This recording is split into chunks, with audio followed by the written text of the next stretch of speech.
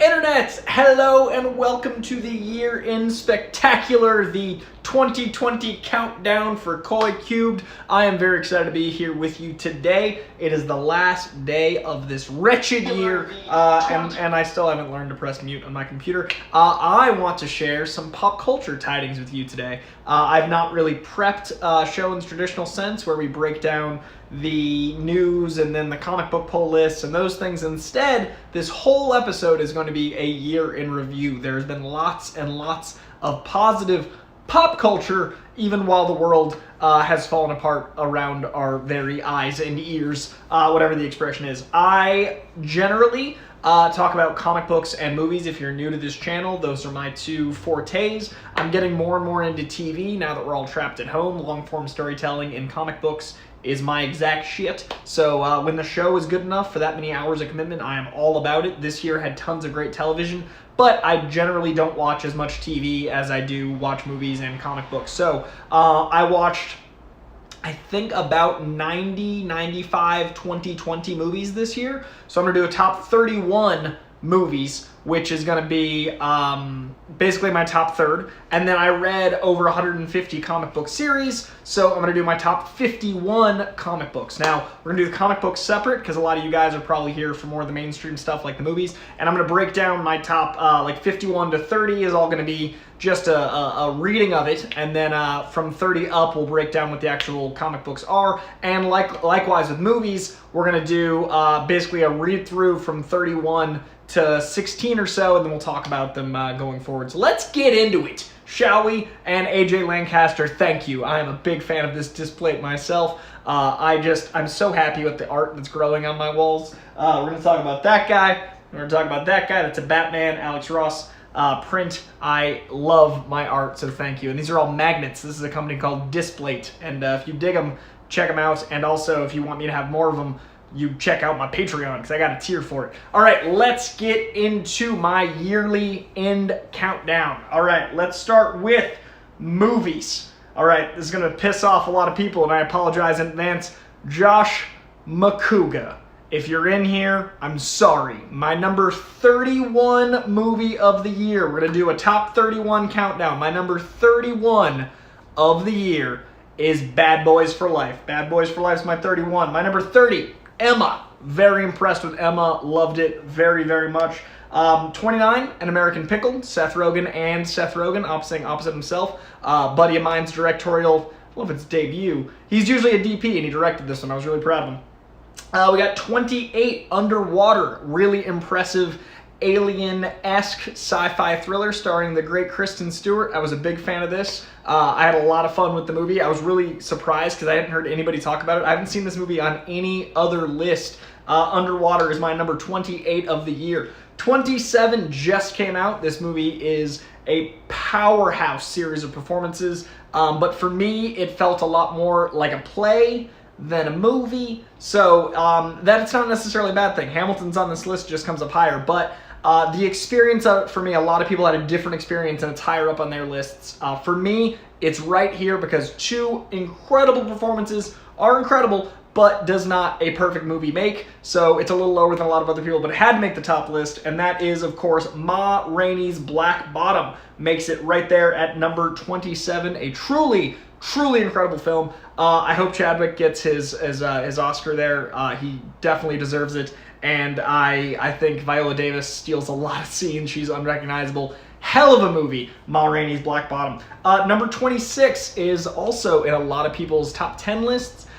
This isn't generally my genre, but I enjoyed it way more than other movies in the genre. It is a movie that I got to see in theaters before the world fell apart, and that added the experience. I really dug The Invisible Man. Now, The Invisible Man was a Blumhouse film that did exceedingly well, both on VOD and in theaters. We're going to see a lot more of this kind of film. I thought it was full of really tense, suspenseful moments. I thought it was very beautifully jarring. But I think 25 other movies this year were better, so for what it's worth, I apologize to giant Invisible Man fans. It lies at 26. Number 25 was one of my biggest surprises of the year because it wasn't even a movie I had planned to watch. The studio sent me a screener at the last minute, about a week and a half before the movie came out, and I was like, yeah, I'll check out a screener of this film and talk about it. And I'm so glad they did, because I might have missed it otherwise. Gerard Butler has, of late, not been doing, his peak work.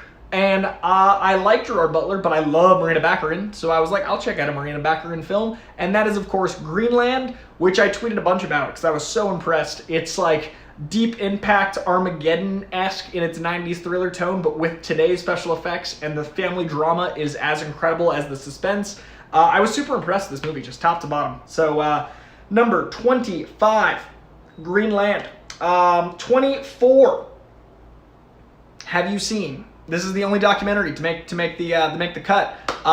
Have you seen Have a Good Trip? I've talked about it quite a bit. Have a Good Trip is about the stigma against hallucinogens. It's about acid and mushrooms and the benefits of connecting those neurons in your brain. It can help with stress, it can help with depression, it can help with PTSD, it can help with anxiety. I am a big advocate for drugs, and I'm a big advocate for normalizing them and for educating people on them. I don't think heroin and acid are the same thing. That's ridiculous that we see meth and mushrooms as the same thing. I think Reagan is the worst thing to happen to this country since... I think Trump's the worst thing to happen since Reagan. I think Reagan's maybe the worst thing to happen since, like, Thanksgiving massacres. Reagan's a real fuck. And Reaganomics fucked us. The war on drugs fucked us. The Just Say No campaign fucked us. It's made this country a shell of what it could have been, and the documentary really shines some light on the importance and the healing power of hallucinogens. I am a public live on the internet. This is forever, and I won't be able to, if I run for office, I can never say like, well, I didn't say that. Oh, I fucking said it. I am a huge advocate for hallucinogens. I think they help people. I think they're very, very important for mental health, and they're safer than drinking, frankly. So, yeah, speaking of drinking, cheers to New Year's. This is, if Haskell's in the chat, this is the Koi Puccino that he enjoys as I do. It is chocolate almond milk and a cold brew whiskey. And it is delightful. Oh man, that's a perfect beverage. All right, 23 is the New Mutants. New Mutants I enjoyed much more than a lot of people. I saw it at the drive-in. That again helped the experience because I am a movie theater junkie. I thought that the characters in it felt like the characters from the comic books. I thought the visuals felt like Sienkiewicz. I thought it felt like a mutant movie, and I thought it felt more like an X-Men movie than some of the Bryan Singer movies. I really, really dug this film. We had Blue Hunt on Comic Book Shopping. I do a show called Comic Book Shopping where I take people from within the film, whether they're showrunners, directors, or actors, to the comic book store and show them the source material. Then while I'm interviewing them, I'm trying to pick apart what they might enjoy, and then from my comic book Rolodex, give them a pull list of their own. We buy them some comics, they enjoy them, hopefully. And we took Blue Hunt, who played the lead of the film, and I really was impressed with what she did with Danny Moonstar. I was really impressed with Blue Hunt's debut. It was her first film, and the overall movie, like, I thought Anya Taylor-Joy killed it. I thought Sunspot was badass. I thought Demon Bear, I never thought we'd get Demon Bear, much less Lockjaw. New Mutants is my number 23. So now we're into the B to B plus area. Nothing below a B made my top 31. So my top 31 is B's and up. And now we're approaching the B plus zone of my list for those that go with letters back at home. So New Mutants is number 23. The number 22 pick is The Half of It. This is a movie I watched during this last little leg of holidays. I've watched a fuck ton of movies the last week. I finally broke mentally and was like, I can't do anything except lay on my couch and watch TV. I'm so just tired. So I watched like 4 movies a day for 3 days, and it was amazing. One of those films was The Half of It. The Half of It is a darling rom-com, a beautiful rom-com. It is a love who you are film. It is a trust in who you want to be film. Go with your instincts, and it's a really beautiful love story, and it's also a love triangle in a really, really fun way. So I highly recommend it. It's on Netflix. If you like coming-of-age movies, if you like love stories, if you like self-actualization films, I really, really recommend this one. It is called The Half of It. I hadn't heard of it. It came recommended from a friend, and I dove in, and it made my top 22 in this case. And my 21 film. Now we're in the solid B pluses. A big old surprise of the year. Number 21 is Dave Bautista in My Spy. This movie got bounced around release dates quite a bit.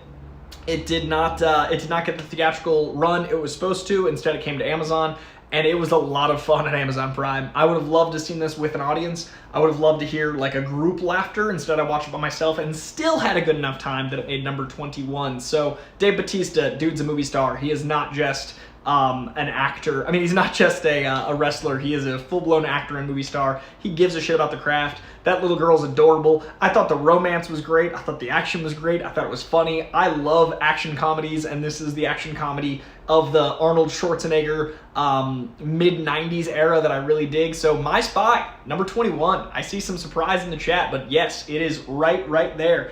All right, I saw Streamlabs pop up. I'm going to do every section of 10. I'm going to check the Streamlabs so I make sure I don't miss anything. It is from the great Michael McCarsell, sponsor of Watch-Alongs, excellent human, and man about town. Michael McCarsell, I can't join live, but I hope everyone has a wonderful and safe New Year's Eve. Here's to 2021, hopefully being a much better year. Okay, first of all, yes. Second of all, Michael McCarsell coming in, dropping a Streamlabs to ghost and come back is like Santa. He leaves gifts and he just goes back to work, and then he checks on it later. He's gonna know whether this went well. He's gonna check it, naughty, nice, etc. Michael McCarsell, saint, gentleman, scholar. Thank you, sir. When you watch this replay, know that I appreciate the hell out of you. And to everyone watching, cheers to 2021 being tolerable. Just, it's gonna be a while till things are good, but it's gonna be tolerable because we went into 2020 optimistic. And frankly, the end of 2020 is so much worse than the beginning. And the thing about 2021 is, even if it stays shitty, we're going in shitty. So I think the year will end better than it started. But if it doesn't, it at least is going to be maintenance shitty. So that's something. We will see. To 2021 being better. All right. Thank you, Michael McCarsell. Gentleman, scholar, man about town. I don't know why I think you're a man about town today, but I think you're about town. All right. Number 20. We got a movie that is, people are going to be surprised how low this movie is. People are going to be like, whoa, Coy loves Boston, and Coy loves, this actor, and Coy loves comeback stories, and he loves sports movies. Why is this movie so low? And this movie is only so low because Coy loves Gavin O'Connor. He's one of Coy's probably top 20 directors of all time. It's only this low because I felt like I'd seen this before in The Winning Season with Sam Rockwell. I felt like it was a movie I'd already experienced. And it's not that the movie is bad. It was just these other 19 movies I happen to like more because I felt like I'd already experienced this movie. And that is The Way Back. The Way Back it's in my top 20. No disrespect. I watched, 100 movies. So top 20, that's commendable. It's a B+. So I really enjoyed his performance. I really enjoyed the story it needed to tell. Gavin O'Connor, I think, is one of the best directors working. I thought it was great. But being that it's a story I'd seen before, it couldn't get higher than top 20. And I felt guilty about where it landed, to be honest. I was like, how is The Way Back not in my top 10? It just isn't. B+, The Way Back, number 20. Commendable performances, incredible directing, a story that needs to be told. But it lands at number 20. So, The Way Back, number 20. Number 19, a movie that I heard no one else talk about. A very taut thriller, a suspense ride of a movie, a very contained film. I'm a sucker for one-man shows. I really dig Locke. I dug Buried for 2.5 acts of it. The Ryan Reynolds, coffin joint. I really dig those kind of movies. This movie was that with a few supporting casts, and it was very topical for a post 9/11 world, which is still the world we're living in. We still have a lot of anxiety around airplanes, understandably.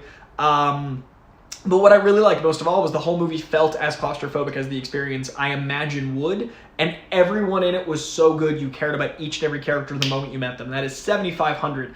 Joseph Gordon-Levitt hadn't been in a movie in a couple years. This year he had 3 come out, and I really, really dug this one. Joseph Gordon-Levitt is one of my favorite actors, and having him get to carry a movie on his shoulders like this, I was so impressed. It was a great return to form. It was a great comeback movie. Seeing Amazon kill it lately with movies like this, I was so impressed. Just brilliant performance. So this is what set it slightly above the way back. I hadn't seen this story told before, and I thought it was the same like holy shit acting, but in a new format. So I really, really dug 7500. If you haven't seen it, it's streaming for free on Amazon Prime, if you have Amazon Prime. All right, that is number 20, 19. 18. Number 18 is a movie that I'm actually going to be reviewing in full, a movie that I'm going to be diving into that I watched for the purposes of reviewing in January and got a hell of a time out of it. So I'm not going to review it too deeply here because I do believe Mr. AJ Lancaster wants me to review it in January, and I will, because January is tomorrow.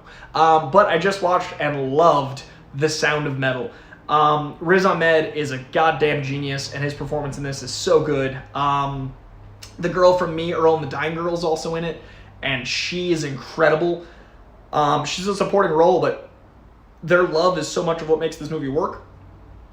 So like her cutting in and out of scenes is so essential, and I love their relationship. The sound design is stunning. I watched it with headphones on AJ Lancaster's recommendation, and it's haunting how much we take for granted. We experience in this film what it's like to lose one of our five senses in a very incredible way. The way they tell that story is a movie in itself. The way you experience that is staggering, and I was so impressed. So I'm going to be reviewing that in its entirety. So I'm going to stop talking about it now, but I'm going to be reviewing that in its entirety in January. But my number 17 of the year, 2019, 18 of the year, The Sound of Metal. Check it out. Incredible film. Let's go to the next, which is a Christmas movie.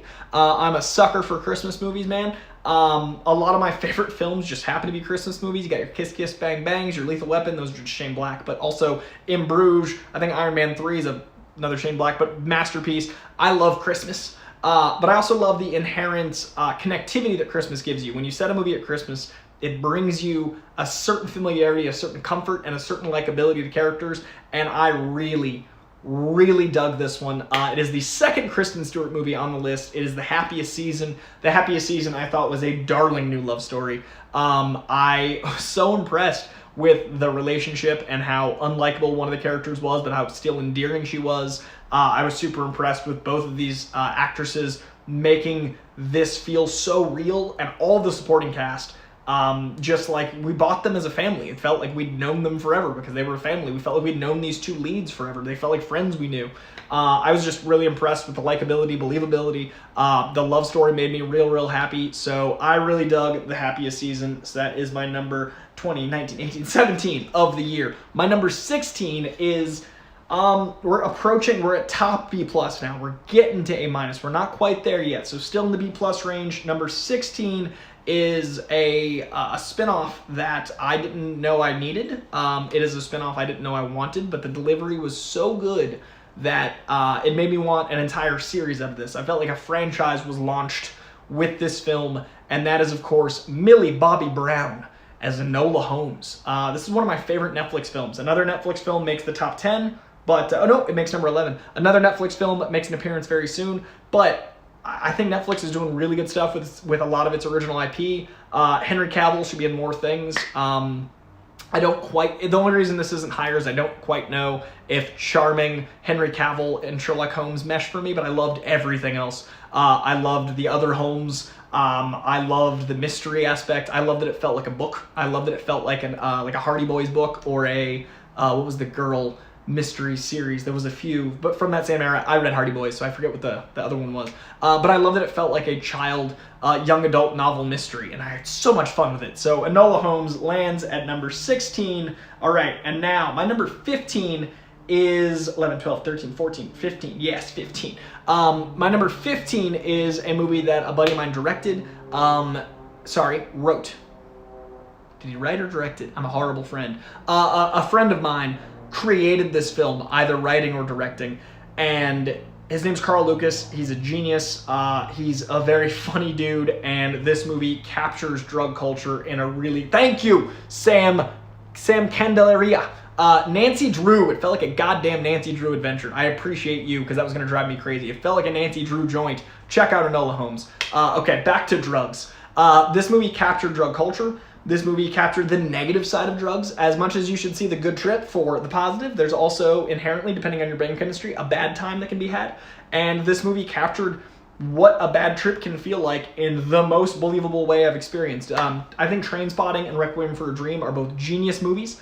I think Trainspotting and Requiem for a Dream are both accurate cinematic representations of bad drug trips. The Wave, my number 15, legit feels like a bad drug trip so many times. It's disorienting, it's overwhelming, it's stunning in the very literal sense. The movie stuns you. It's Justin Long and Donald Faison.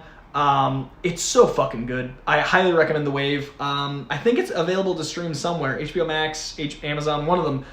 It's so good. Check out The Wave. It fucked me up, and I really dug it. I'm really glad to have seen it. I'm really glad it exists. It was one of the most accurate representations of drug culture I've ever seen, so it's really high on the list. The acting's great. The story being told is a blast. Check out The Wave.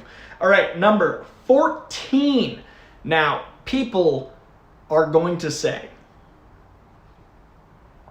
what is wrong with you? And I'm going to say a lot.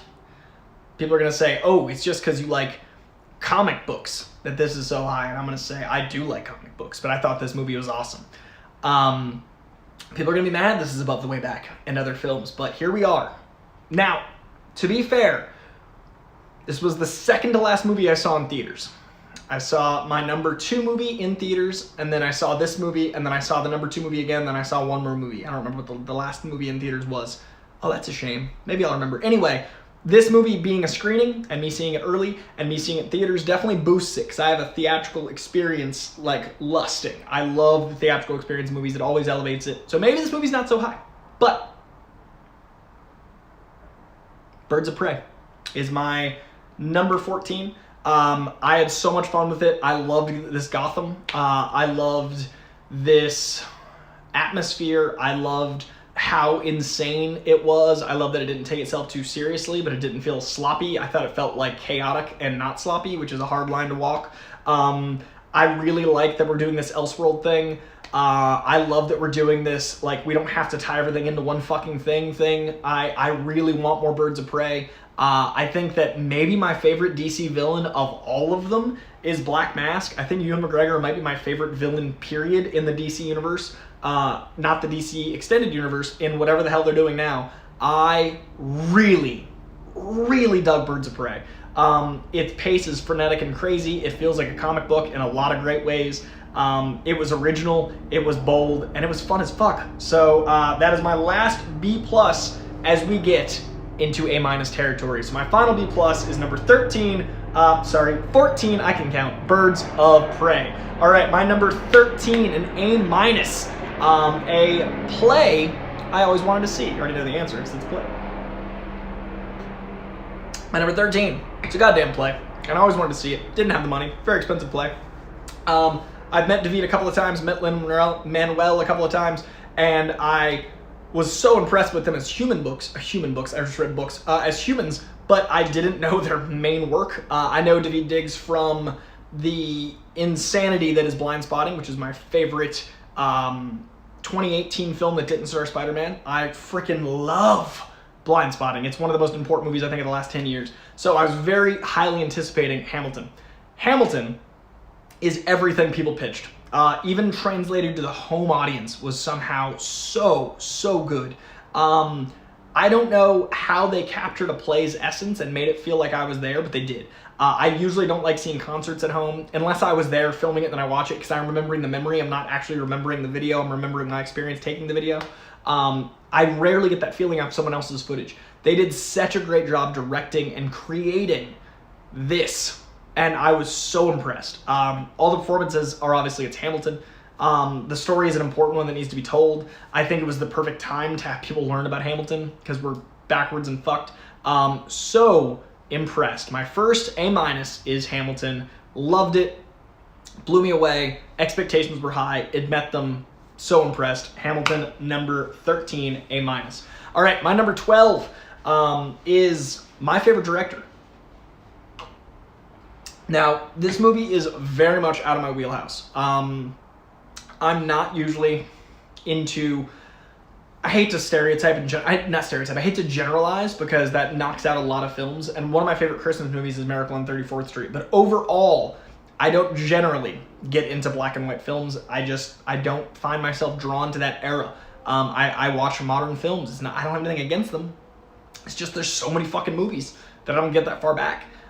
Pacing of black and white films usually just has different flavor, that I'm super distracted and like shiny objects, and it's just, I don't usually watch a lot of black and white films. So the story of the man who wrote Citizen Kane did not call to me. As a log line, I'm not like, ooh, I need that. I can respect the glory of Citizen Kane, but it's not a story I needed to see, or so I thought. David Fincher, being my favorite director, I had to check this out, and I was blown away. Mank is genius. It is perfect storytelling. It is impeccably shot. It is a emotional journey with a writer that I knew nothing about. I knew a little bit about the Hearsts. I knew, a little bit about this story, but not much, not enough to pull me in. And I was so impressed. David Fincher remains the GOAT. And I really, really, really enjoyed it. And Gary Oldman is brilliant. Amanda Seyfried putting in the work. I really dug it. So check out Mank. It really impressed me. And I'm not its target audience. I was just so impressed. All right, number 11 in the A- category. The last before the top 10 is a Netflix film.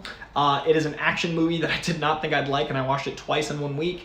It is based off a Greg Rucka graphic novel, and it is an absolute fucking blast. I love that action is going this way. I love that action movies are getting this kind of like freedom to make weird shit. I love that the action style of group fighting is taking a new stance. Like, I love the hallway thing and what that did for action. Now we're getting this entirely new wave of action choreography that I think is going to be hugely helpful for movies going forward. That is, of course, The Old Guard. The Old Guard story, little weak at points, but overall, you're so immersed in the world that you don't mind. Like, there's some big enough plot holes that I'm like, that would bother me, but I didn't notice them until after my second viewing. So, Charlize Theron is such a boss. Mateus, I don't know how to say his last name. Mateus, one of the lead gents, is so good, and I've seen him in a bunch of other stuff like Rust and Bone. It is just so good.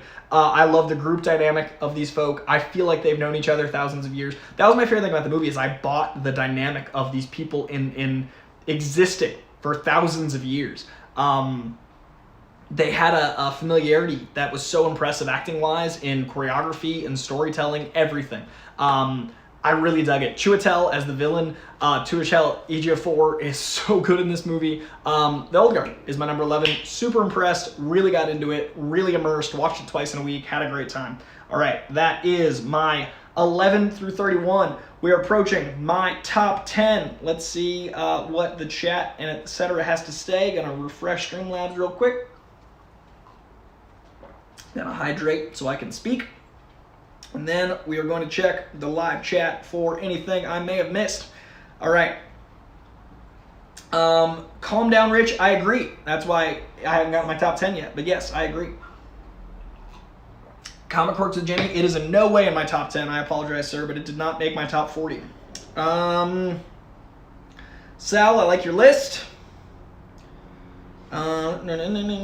Planes, reviews, and Spidey Cat. Yeah, that was a loud helicopter. I don't know what's going on outside. Apologies for the hair. It has been a vacation. I am just relaxing and watching stand-up and movies. All right, let's get to my top 10. Ba-da-ba, ba-da-ba. Number 10. So my favorite director, Mr. David Fincher, made the 11 through 20. One of my favorite writers of all time, with a second film directing. His first was Molly's Game, and now he's directed another, and the cast is genius. It is so freaking good. I had a great time with this movie. I think it's a very sadly topical film. I think it's a story that needed to be told. I think it is a scarily prescient film. Prescient? I don't know how you pronounce that word, but another word. Anyway, I fucking love Trial of the Chicago 7. When I did an episode of Comic Book Shopping with Yahya Abdul-Mateen II, we talked about the experience of working with Sorkin. He upped my hype a bit. The Chicago 7 had been in real life on my radar for a long time, so I was really excited to see it in cinema. Sorkin's iambic pentameter that he plays with, the way he uses language with this beautiful rhythm, I was so impressed by. I was really just captivated by the story and its presentation, even though I knew how it ended. So I loved Yahya when he popped up as Bobby Seale. I loved the Seven themselves. I think, Sacha Baron Cohen is a genius that people know as Borat, but is actually a genius and a comedic genius separately. I think it's just so fucking good. I've been following this movie for a long time because it originally had Heath Ledger attached as the dude, the guy in Harry Potter, the Fantastic Beasts dude. Anyway, Heath was going to play the Fantastic Beasts guy's part, and Steven Spielberg was going to direct. So for a long time, I've been excited for this film because I'm a huge Heath Ledger fan, and Heath Ledger was attached to it 15 years ago. So I'd been anticipating it for a long time, and then it knocked it out of the park. So Trials of Chicago 7 is my number 10. I love me some Sorkin. I love me some good dialogue, and I was super impressed all around. All right, number 9 is the genius. That is the weird chillness. That is Pete Davidson has suddenly grown on me this year. I did not understand the Pete Davidson thing. I did not get the appeal. I didn't know why he was everywhere, and then I gave him a chance. I watched his stand-up special this year. Super impressed, wicked funny. Some of his SNL really hits me, but his main thing, I gotta say, I loved the King of Staten Island. King of Staten Island is Judd Apatow, I think, in a return to form. I think King of Staten Island is him playing his best between funny people and 40-Year-Old Virgin, like the comedy and drama. I think he's nailing that tone, and I was super impressed with King of Staten Island. As you guys know, if you follow me, I'm a giant Bill Burr fan, so seeing Bill Burr in a movie made me very, very happy. I thought this movie was great. Marissa Tomei is darling at all times. I really, really think it's going to change a lot of people's opinions of the three of them. I think Marissa Tomei is actually, it's not going to change. People love Marissa Tomei. Bill Burr, I think between that and The Mandalorian, Bill Burr's had one of the best 2020s of anybody, and I think Pete Davidson is now getting a little bit more credibility in general. So I was so impressed, top to bottom. I really love King of Staten Island. It made my top 10. I did not expect it to. I had a lot of fun with it. The story was heartwarming. I love the little moments with him like walking the kids. I love Bill Burr not being a monster and being believable in that role. I love Buscemi playing a firefighter because he actually is a firefighter. I thought it was so very good. Just top to bottom.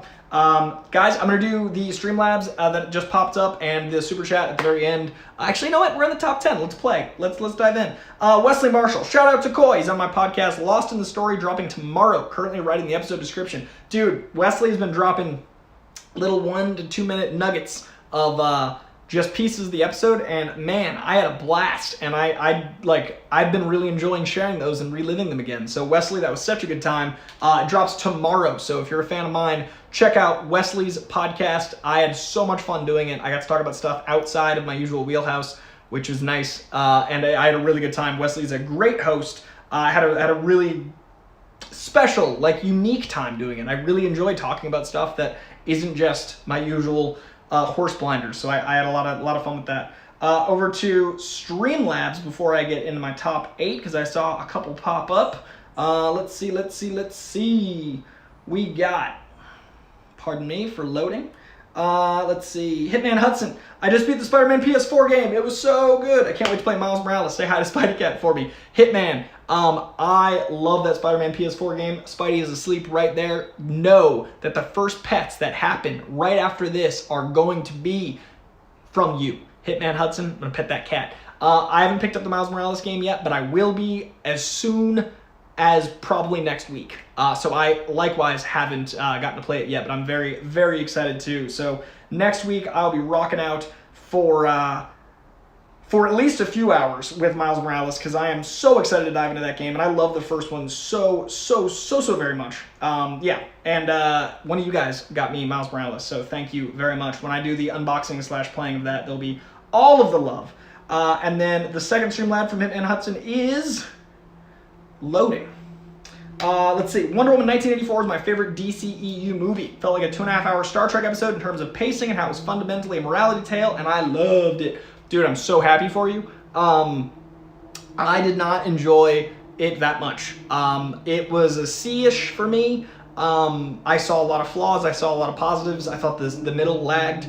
I did a review, a non-spoiler review, that I tried to stay positive because it was non-spoilers before the movie came out. For me, it did not land that high. My personal experience. I'm so glad that was your experience. A lot of people loved it. It's probably like my 6th DCEU film, somewhere around there. But my experience and your experience totally different, and I would much rather have people have it be a #1 experience for them. So hell yeah, all around. All right, back to the countdown of thanks.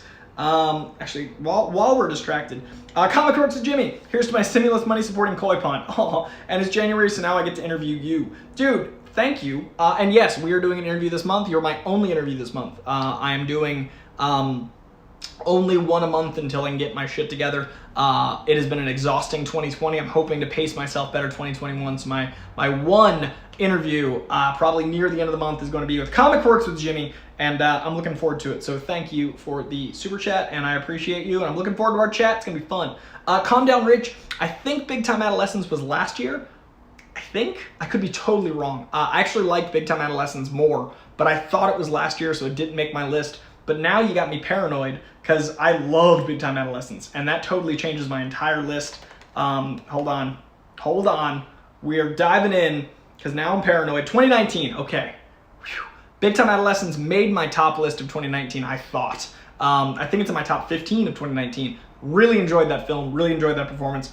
Totally agree. Yes, but that was last year. I was about to like throw my charts in the trash, disgruntled like. All right, back to the list.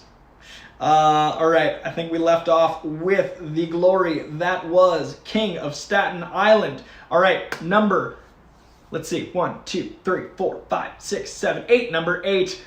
Number 8 is, for me, another genius performance.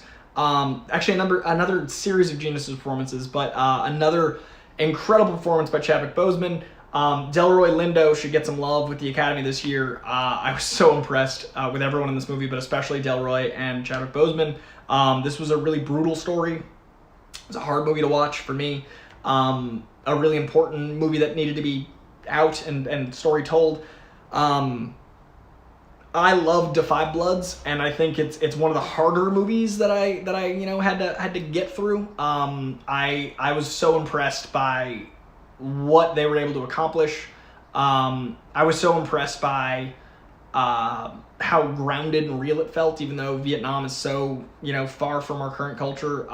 You felt their rage and their pain and their suffering, and their choices felt fundamental and understandable, even though they were so outlandish and crazy. So impressed top to bottom. So Defy Bloods is my number 8. My number 7, I'm gonna speed up a little because I just realized we're approaching 40 minutes and I've still got all of this left because we still got to talk about comic books. All right, my number 1, 2, 3, 4, 5, 6. Next year I'm gonna number all these so I can see it instead of counting. My number 7. This one's tricky because I saw it this year and I saw it in theaters. And I don't know when it comes out, but I know it's coming to Hulu, so it's a 2021 film for most people. But I enjoyed it so much that I'm starting my hype around it now so I can start the publicity process, because I'm going to be doing press on this film. And I gotta say, Boss Level. Boss Level is everything I wanted it to be. Boss Level is... one of my favorite actors is Frank Grillo. He is a genius. And this is him getting to be the Grilloist of all of his Grillo performances. It is him working with Joe Carnahan. They have a production company together. It's the height of both of their crazy, and it's the best thing to happen. It's a video game restart kind of movie. It's like Taken meets Groundhog's Day. It is so much fun. Mel Gibson's the bad guy. It's just crazy. So Frank Grillo, Boss Level, directed by Joe Carnahan, who did The Gray and Smokin' Aces. He's a genius. I loved Boss Level. I got to see the only press screening in theaters this year, right before the world shut down. It was supposed to come out this year. I'm gonna count it as 2020. Someone in the chat just said that Big Time Adolescence was January on Hulu. I think I must have seen it in December at an event, because I put it on last year. But if I had seen it this year, it would be on my list, assuredly, probably in the top 10. So I love Big Time Adolescence as well. That said, we are now at number 6, and that is Boss Level.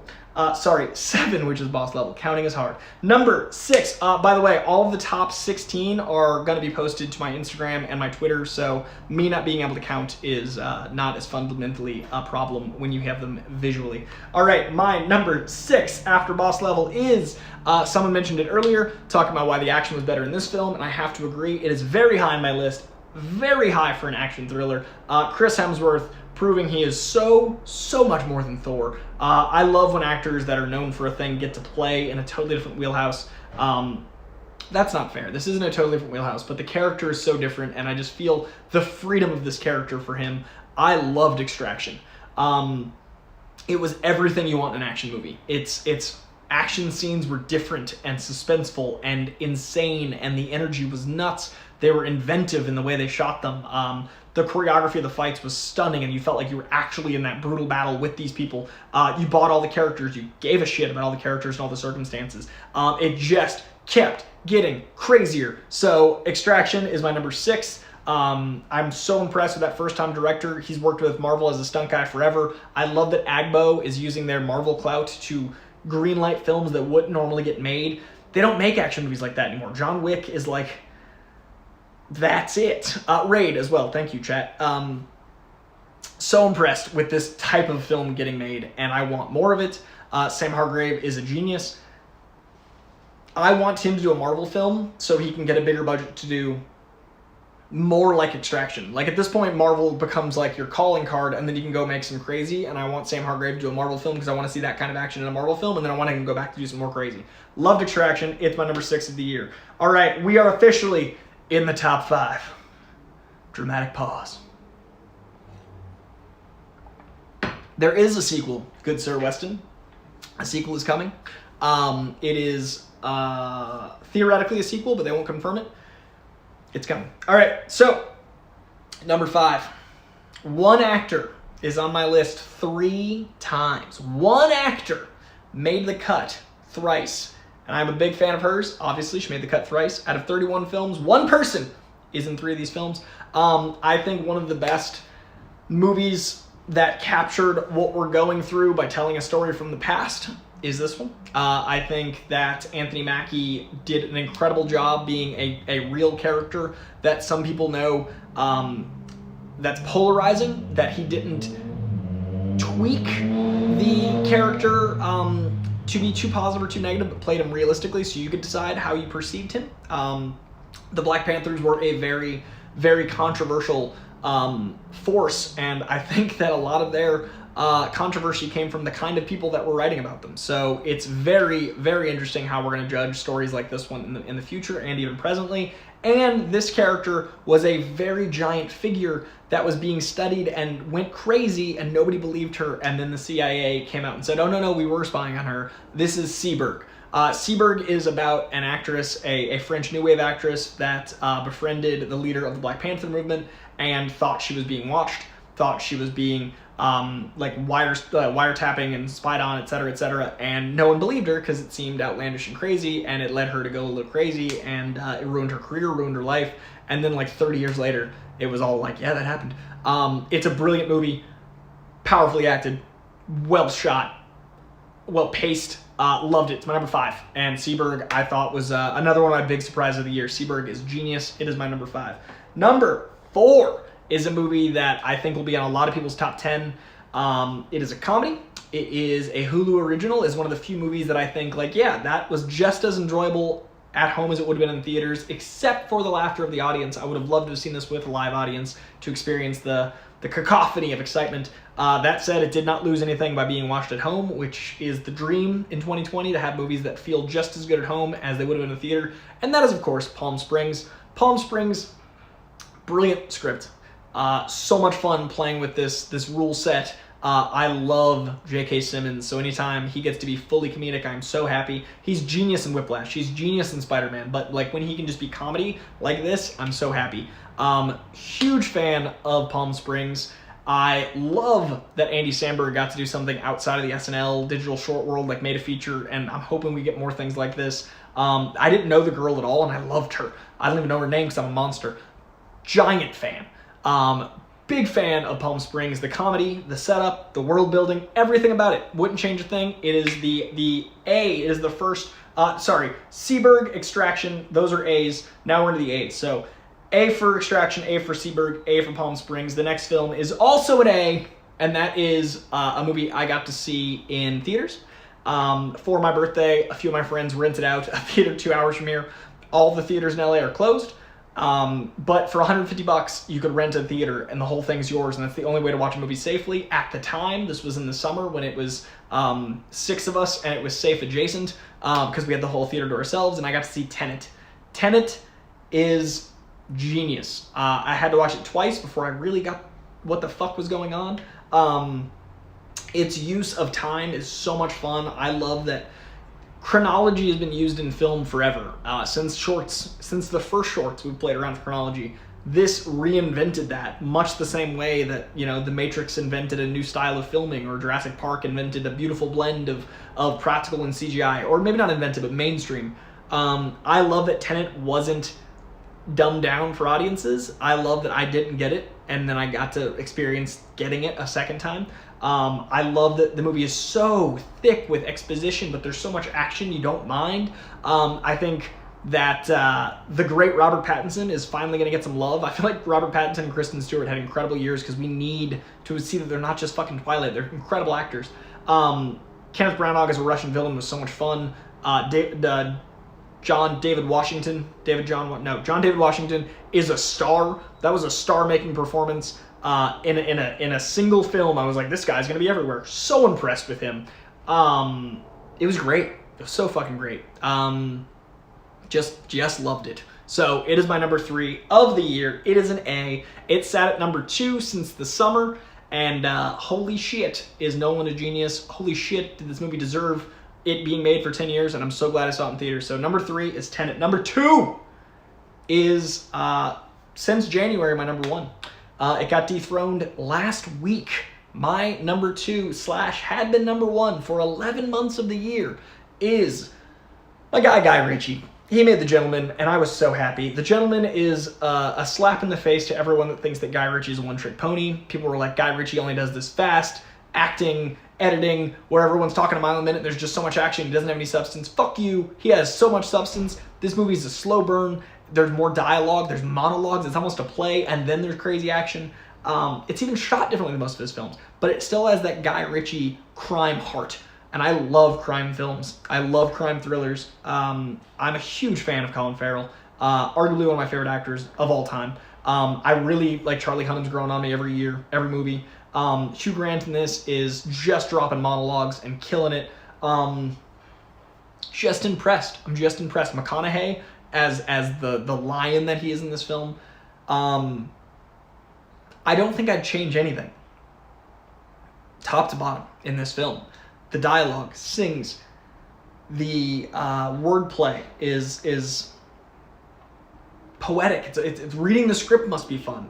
The hip hop fucking YouTube fight porn is like such a specific to me joke. Like I love hip hop and I love fights, so it was really entertaining to see that subculture put in a mainstream film. I'm a big fan of tracksuits. This movie is going to make tracksuits so much more popular. All of it, top to bottom. Thank you, tracksuits. Thank you, witty dialogue. Thank you, stellar cast. Maybe the cast of the year. Holy shit, The Gentleman, number 2, so close to my number 1. It literally held the number 1 spot for 11 months. I cannot say how rare that is. The first month of the year never clings to the end of the year. And this movie I loved and knew it would make my top list from the beginning, and it was number 2. It is an A, almost an A+. I need to rewatch it at home because I saw it in theaters twice, and it was an A+ in theaters, but I need to revisit it on a regular size screen to see if I get the same experience. So my number 2, The Gentleman. Number 1, if you follow me on Twitter or on Instagram or anywhere on social media, you probably already know this because I've been yelling it and I've been screaming it and I've been hyping it, and I cannot believe how good it is. Not only is my number 1 of the year, but it might have dethroned a 25-year number 1 spot for an entire studio. Pixar's Soul is perfect. It is existential, but mainstream. It is funny, yet heart-wrenching, but not crying like a lot of Pixar films. It's like soulful. It is everything I want out of an animated film or a live-action film. It's everything I want out of a movie about art. I love that the movie lands with a really hard lesson, and I love that there's kids that need to experience the lesson that's taught at the end of the film. I'm trying not to give away the ending because it just came out. I loved the hijinks of the wackiness in the middle. Did not expect the cat was kept from me. I did not expect that entire subplot, which I had a great time with. I think Daveed Diggs stole every scene he was in. Again, big Daveed Diggs fan. Jamie Foxx as the lead, inspired. Tina Fey, so good as 22. I loved that every single arc of every single character had different lessons learned, and they were all so good. I could not believe how much this movie made me feel as someone who wants to create for a living. I identified with way too many of the messages. As someone who loves existential weird shit, every time they had like an entire subplot in the before, I was so happy to see those kind of stories being told. The art of creation is so important to me, and this movie captured creation as a concept. The hospital scene, the cat stuff, the existential scenes, the final climax, the music scenes, like the freedom of music, the art of jazz. There is so much that really just blew me away. I could not have been more impressed with this film. It might be the thing that takes down Toy Story. Now, Toy Story has been my number one Pixar film for 25 years. I saw it at the right age. I grew up with the characters. It changed animation. It changed filmmaking. Like, CGI was not a credible thing. It's the first CGI feature-length film. And so, like, it held that spot. Nemo's up there. Like, the greats are there. But, like, Soul might be my favorite Pixar film, and it is my favorite film of the year. It dethroned The Gentleman. Number one movie of the year for me is Soul, and I can't wait to watch it again. I want to show it to people. It's going to be a movie that if they haven't seen it, it'll be like, sit down, we're watching Soul.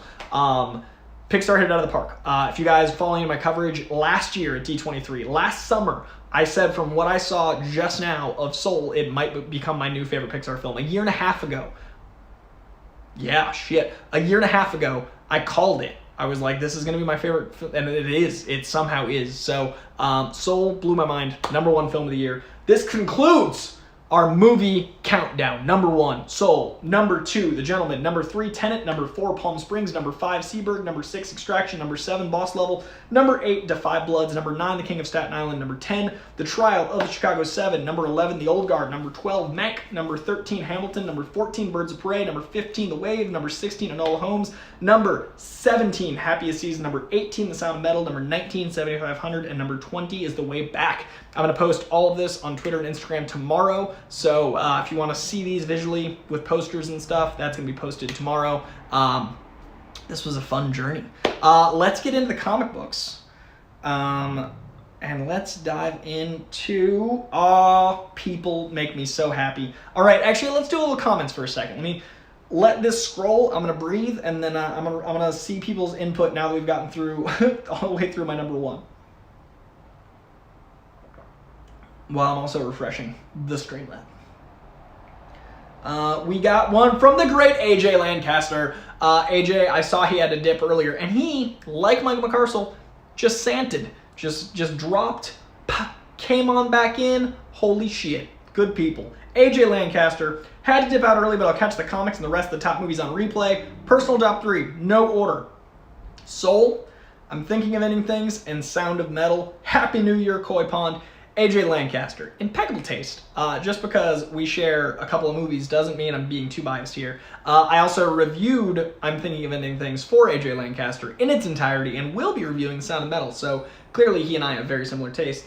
AJ is one of my patrons that is of the tier to have me review things in long form on the YouTube, and I am very appreciative of him, and I very much appreciate this the super chat. And dude, have a happy new year yourself, AJ. When you watch this, in the future, if you watch it anywhere from the next 7 hours from now, in the future, it is the new year. So let me know how 2021 is. You're already there. Okay. Chat, how we doing? Bad Education did not make my list. I like Bad Education. I'm actually a really, really big fan of Rafael Casal. It didn't hit me like I think it hit everybody else. I was like, this is fine. Allison Janney's great. Hugh Jackman's great. It's just like, wasn't for me, I guess. It was a fine film. I have nothing against it. It just wasn't, was not there. Sal, I have not seen Arch Enemy yet, in fairness. People are talking comics now, which makes me very happy. Calm Down Rich, I had Ma Rainey on there. Ma Rainey made the cut. All right, I'm going to dive into comic books now. That was a fun journey, y'all. I enjoyed that. All right, so I have a lot more comics than I had movies. So I did 51 because I thought 31 movies, 51 comics would be fun. I tried to do my top third. So I watched well over 100 movies and I read over 150 comics. So I'm going to do my top 50 comic books.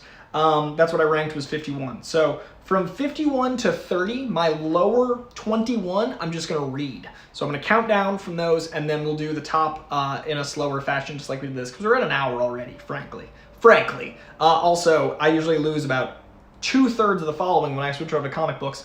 For whatever reason, those comic books, they just lose people. We got to get comic books to the level of movies. Can you imagine if we had like $100 million comic books? I'd be so happy. All right, y'all, let's talk some comic books. Number 51 of my top comic book series of 2020. The only standard was the comic book had to drop or have an issue come out this year. One of my top 20 only had 2 issues out this year. One of my top 10 only had 1 issue out this year, but they both had to blow me away to such a level that it cemented that spot. So as long as they were ongoing, a mini or a full-length series, that counts for eligibility of 2020. So number 51, Doctor Doom, great title. 50, Runaways. 49, Wonder Woman, her main title. 40, shoot, this is going to be hard because I didn't number them. 51, 50, 49. 49 was Wonder Woman. 48, Magnificent Miss Marvel. 47, X-Force. 46, Wonder Woman Dead Earth. 45, Stillwater. 44, Superman's main title, Brian Michael Bendis on Superman. 53, The Resistance, a fun little indie title. J. Michael Straczynski, oddly topical. It's about a pandemic that takes the world by storm and causes a lot of problems. 52, X4, that is Chip Zdarsky and the Dodsons on art. It is a beautiful crossover between the X-Men and Fantastic Four. And number 51 is a beautiful, beautiful indie called Kill Lock, which is from IDW. It's written and drawn by the same man, and it is a genius take on robots, and it is all the heart I always wanted out of Transformers comics. It has got more heart than most comics with humans in it. It is a genius original IP, and I loved it. It is called Kill Lock. It is one of the indies of this year that I really, really dug. All right, let's do Comic Quirks with Jimmy. Well, we know Saga isn't on this list. You're goddamn right. That's why I gave all those caveats, because Saga would make any list, but it didn't have a single goddamn issue this year. All right, so that was my 51 up to 40.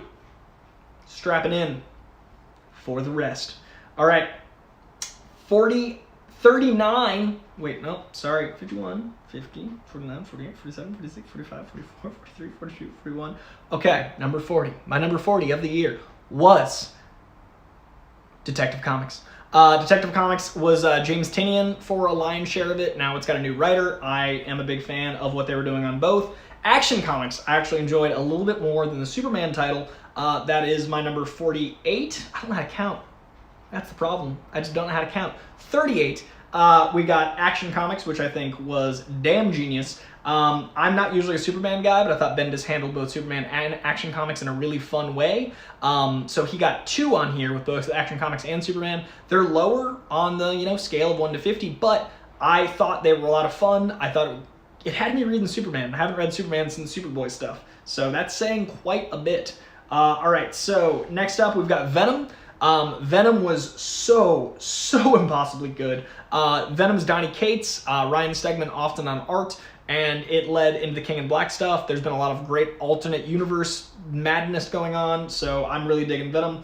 Right above that is Lois Lane. That is a Greg Rucka miniseries, a 12-issue, I guess it's a maxi series from Greg Rucka. A great suspense noir. Had a great time with it. I thought I was so consistently impressed.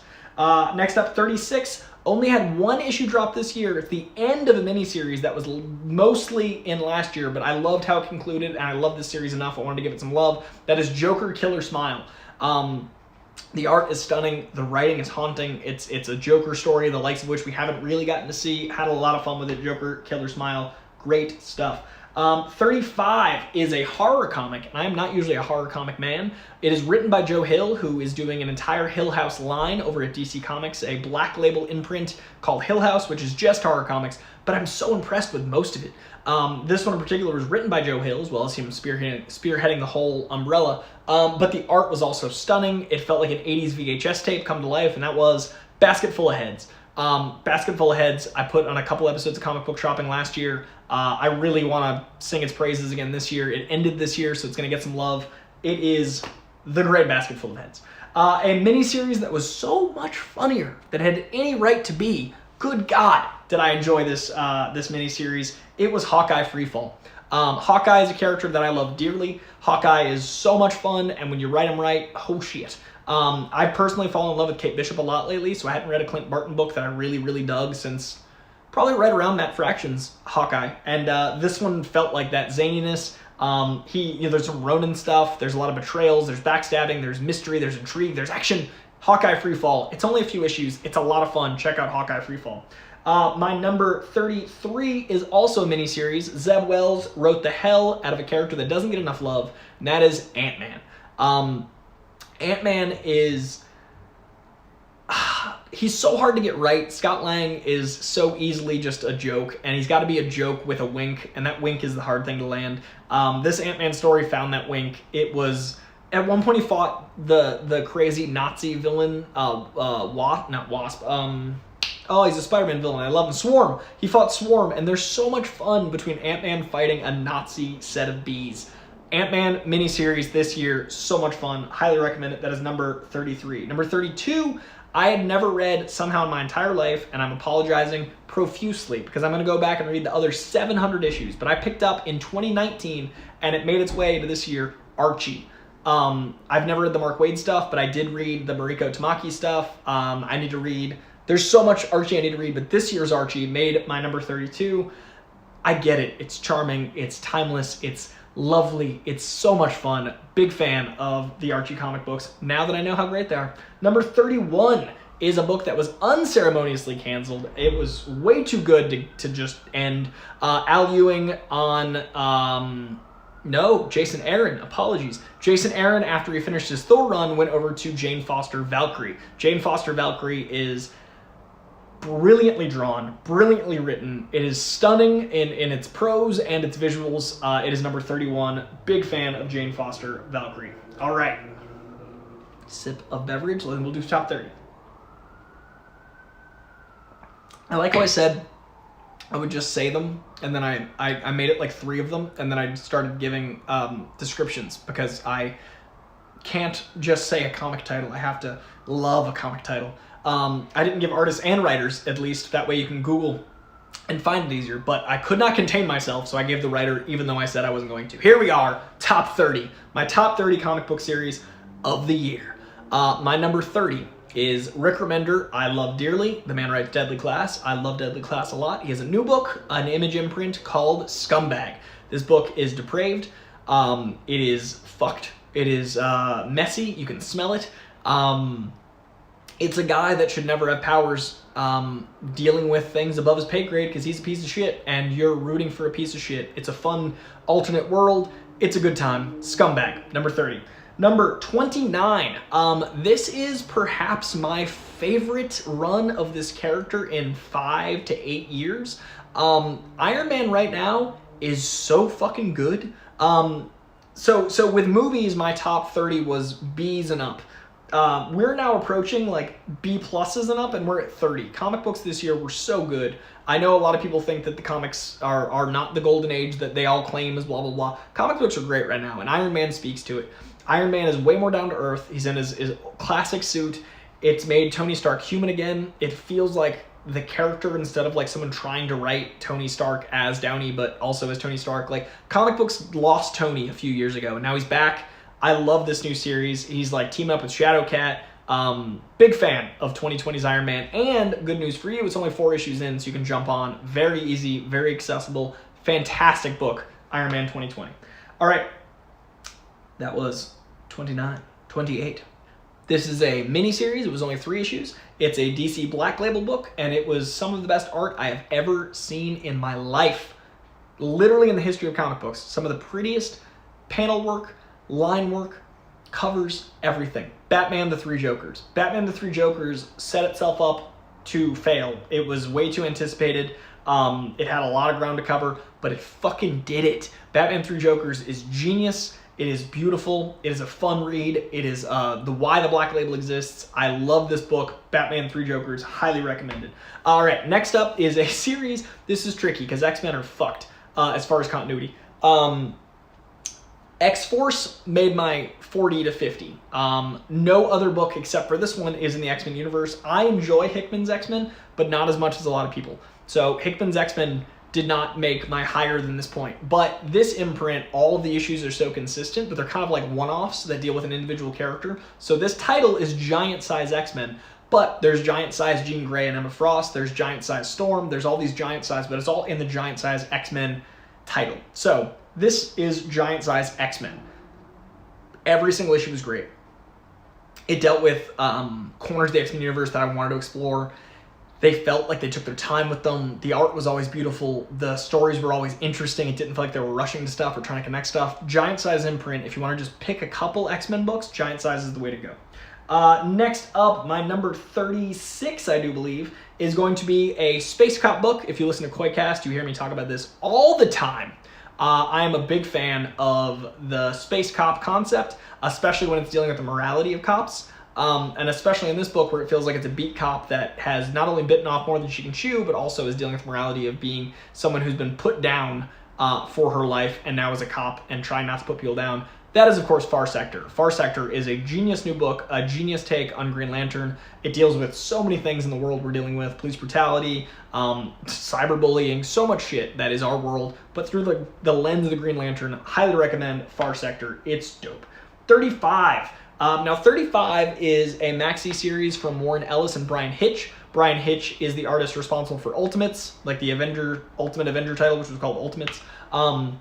I've been a big fan of Hitch forever, but I think this is him getting to play with a character he's always wanted to play with. This is Hitch doing Batman on Batman's grave. Now, Ellis wrote the hell out of a Batman mystery. I like when Batman's a detective. This is a full-on Batman detective book. It is beautifully drawn. The action feels like a movie. The writing feels like a detective story. Highly recommend Batman's Grave. All right, right above that is Batman. Now, Peter J. Tomasi, I believe, is writing Detective Comics. Now James Tynion IV is on Batman proper. Tom King had been on it for years. I love Tom King's run. Now it's James Tynion IV on Batman. That is my next one. That is my number 34. James Tynion IV's Batman. The Joker War is genius. Huge fan of what's going on with the Batman title. New characters, new craziness with Harley, new status quo with him losing his billions, all sorts of new characters. We lost Alfred. Batman right now is interesting and exciting, and Gotham feels like a character again. Some of the characters I don't love, but most of them I do. Highly recommend Batman. Number 33 is a book from Al Ewing that is a sci-fi extravaganza. If you're big into like manga, if you're into like mech type comic books, or if you're into Al Ewing, check out We Only Find Them When They're Dead. It is a book about basically these people in ships that harvest the flesh of gods to sell, or basically they harvest whatever they can off these corpses to sell. That's all they can do. They're scavengers. And sneezing. And it's a really interesting story, and you're immediately endeared to these characters, and it's such an otherworldly, pun intended, experience, and you're somehow just so in. And I really love this book. We Only Find Them When They're Dead. It's a very different kind of comic. Number 32. Nope, 22. Math. Number 22 is Suicide Squad. This is Tom Taylor doing a brand new team. There's some traditional team members like Harley Quinn and characters that but largely a brand new team. The stuff with Deadshot there's a Deadshot issue that might be my favorite Deadshot issue of all time. Tom Taylor is inspired. His Spider-Man stuff, his everything. Tom Taylor can do no wrong in my heart. His deceased stuff, his alternate universe stuff. Tom Taylor's a genius. His Suicide Squad was so much fun. A lot of ingenious new characters. A lot of people call into Coy-Cast and talk about how there's not enough new characters. Tom Taylor brought a whole new team of new characters, and they were great. Book ended, unfortunately, but hopefully we get to see those characters carry on elsewhere. Number 21 is a book that was also unceremoniously canceled. It is my favorite in the last 5 years run of Doctor Strange. It was Mark Waid on Doctor Strange, Surgeon Supreme. Doctor Strange got the use of his hands back, so he was a surgeon by day, sorcerer by night, and it was Doctor Strange like juggling all of that. It felt like Stan Lee's Steve Ditko era. It felt like classic Doctor Strange, and with the art of Chris Picciello, the cello, I think, draws great demons, and it's got this like palpable pulpy flavor, and I thought it suited the book so very well. I haven't listed a Doctor Strange book in my top list for a long time. This one was great. Surgeon Supreme, if you haven't checked it out, it was only a few issues. It got canceled. It's a bummer, but I highly recommend it. All right, that was 21 through 51. We're going to do top 20. I'm just going to check on the Streamlabs because I saw one pop up. A lot of talking. All right, we've got a chat from Jesus Castellum. Coy, I hope you had a very good Christmas. Hope you have a happy New Year. Thank you very much. I really enjoyed Daredevil, Amazing Spider-Man, Batman Beyond, Savage Avengers, Stillwater, Lost Soldiers, and Thor. I'm going to be drinking some Kraken Black Label tonight. Okay, first of all, you're a guy that likes comics and you like beer. You're good people. Second of all, you like good comics and you like good beer. You're great people. Third of all, thank you for the super chat, but also thank you for recommending comics that might not have made my list. A bunch of these did, but since you sent in the Streamlab, I just said a few others out loud that people might want to check out, because I can say that if you like my taste, you like Jesus's taste. So, thank you very, very much. Sorry, I'm currently drinking. Savage Avengers didn't make the cut, but it was close. It would probably be like 53. That said, Stillwater is still to come. I haven't read Lost Soldiers, so you, good sir, has given me a thing to read, and I appreciate you very much. So everyone in the watching, Jesus Gastelum recommends Daredevil, Amazing Spider-Man, Batman Beyond, Savage Avengers, Stillwater, and Lost Soldiers, and Thor. A few of those are still to come in my list, but a few aren't. So this was good foreshadowing. All right, thank you, Jesus, man, and I hope you have a great holiday too, and a happy New Year. Or I guess the other way around now because it's almost New Year's. I hope you had a happy holiday, including the New Year. All right, back to the list. Much appreciated. All right, top 20. Are we strapped in? Are we ready for comics? Guys, this is the least drop-off I've ever seen of viewers from movies to comic books. It makes me very happy that a lot of you are interested in comic books. It makes me very happy that a lot of you are interested in which books I enjoyed, because that's what I'm trying to do, is get people on the comics. So thank you. I very much appreciate it. Jason Ritchie, putting in work. Jason Ritchie in the Streamlab. Can't watch live, but wanted to say Happy New Year to you and to the Koi Pond. Jason Ritchie is a saint. Jason Ritchie got me a Christmas present last time we did a stream, and I'm very excited because I'm going to get some art with it. I'm going to show it off, and it's going to be from Jason Ritchie. Jason Ritchie, I've known for like a decade. Jason Ritchie's good people. Thank you, good sir, Jason Ritchie. Comic Works Jimmy said his list is number 1, Deceased, number 2, Oblivion Song, number 3, Avengers, number 4, Young Justice, number 5, Firepower, number 6, Thor. We've got a few in common, good sir. A few in common. All right, that I haven't gotten to yet. Let the record show. All right, top 20. Let's do it. Number 20. Batman, Curse of the White Knight, the sequel to Batman White Knight. Batman White Knight.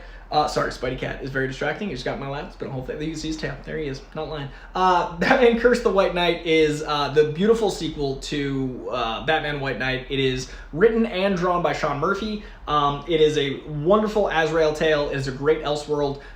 It furthers the strange relationship between Harley and Batman. It is stunning in his writing and art, and I love this Elseworld. So Batman White Knight, and it currently has a new title, Batman White Knight Harley Quinn, which is also very good but did not make my list. So Batman Curse of the White Knight is number 20. Number 19 only had 2 issues come out this year. I really hope it comes back soon. I have missed it dearly. It's one of my favorite indies of all time. It is Deadly Class.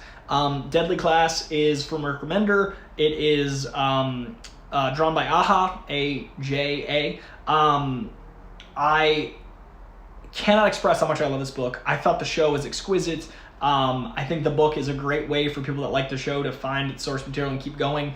I think it's a great representation of the 80s. I love the messages it has to say. Rick Remender seems to be into a lot of the same shit I am, like Hunter S. Thompson and fuck Reagan and that style of drug culture. It's a genius book. Highly recommend Deadly Class.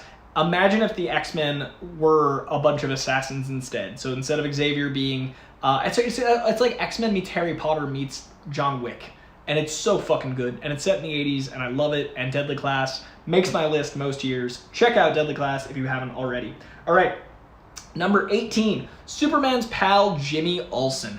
This is an insane maxi series. I really dug it. It is so weird. It is so much fun. It is what I've always wanted a Jimmy Olsen book to be. It had some of the zaniest stories in comic books all year. There's so much stuff with monkeys and Elseworlds, and there's just so much freedom in this book. I was so impressed with how much they just let them play. So I really had a lot of fun with Jimmy Olsen, and I want more books like it. So my number 18 is Superman's pal Jimmy Olsen, which is now available in trade, and you should absolutely pick it up. Even if you don't like comic books, it's a very accessible book, and it's a very weird book, and it's delightful. All right, number 17 is Seven Secrets. Now, Seven Secrets is another book from Tom Taylor. He made the list twice. Seven Secrets is a Indiana Jones-esque adventure romp with more intrigue, and it immediately makes you care about all of its characters. If you've never read a comic before, it's one of those books you can just pick up.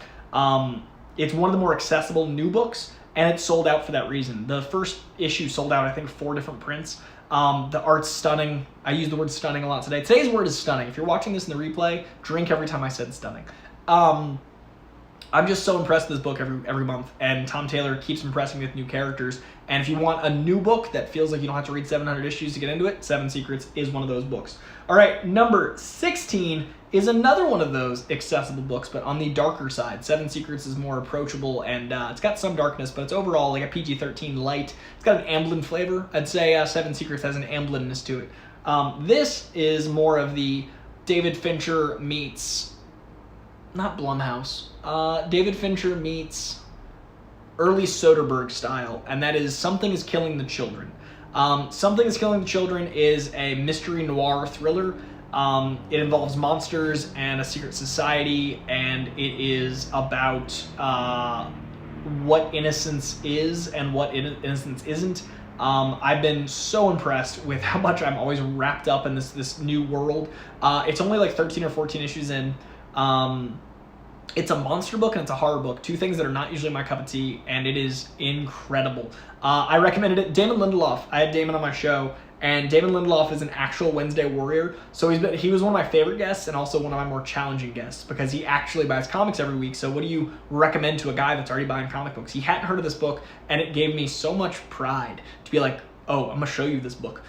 So James Tynion IV, who's writing Batman right now, his indie book, one of his indie books, is Something is Killing the Children. Perfection. Check it out. It is my number 16. Okay, now my number 15 is going to be a little controversial because it only had 1 issue out this year. But it is a rule of averages, and that single issue was one of the only A-pluses I gave out this year. I gave out a lot of A's, maybe like 20 A's, like for titles. Like the next few books are going to be consistent A's, but I probably only gave out like 10 or 15 single issue A-pluses. This book got an A+. It got a clean, like I would have changed nothing, and it's something I've anticipated for a very long time, so the expectations were high. Clayman draws the fuck out of Batman and Catwoman. Clayman makes every panel feel like it's the most important panel ever, and then you flip the page and it's just more gorgeousness. Tom King, for me, writes the hell out of Batman and Catwoman. This story introduces a different take on a very important Batman villain, while also doing some really fun chronology stuff, while also not sacrificing any continuity, and it just fucking slaps. Batman and Catwoman #1 is my number 15 book of the year. That series, that single issue makes my number 15 series of the year because I'm so ready for the next fucking issue. I've been waiting for that book for over a year, and it did not disappoint. The art is perfect, the writing is perfect, the bat, the cat are perfect. I love this book. If it had 6 issues out, it might be in my top 10. I just couldn't put it higher with only 1 issue out. But that 1 issue is fucking everything. So if you want to buy one comic book from watching this entire list, buy Batman, Catwoman #1, Tom King, Clayman. Have yourself a fucking time. It is genius. Batcat is my number 15. All right, my number 14 is 2020's Black Widow. This is a new take on Black Widow, a new series for Black Widow. The art is some of the most beautiful sequences I've ever seen, ever. It flows like you're watching animatics in an animated film you've already seen. There's familiarity to it, but there's so much action. You can see how they frame each shot like they're choreographing. The writing's so much fun. It's a very different take on Black Widow, where we're getting to experience her as, in this case, a mother. You'll see. I've just been so impressed with the character development. I love the supporting cast, which features Hawkeye and Winter Soldier. I love this fucking book. Black Widow this might be my favorite run of Black Widow since the John Byrne Starlin era. Like, it's so fucking good. So highly recommend this new Black Widow book. It's like four or five issues in. It's very early on, so it's super approachable. The first trade's probably going to drop next month, so pick up Black Widow. Highly recommend. All right, 13. 13's a weird book. 13 is a book that feels like Ernest Hemingway and Hunter S. Thompson did a bunch of acid together, and then the next day when they were reeling from the effects of whatever hangover they had from doing stuff while on acid, they wrote this, and it's a strange bit of prose. It's very nihilistic.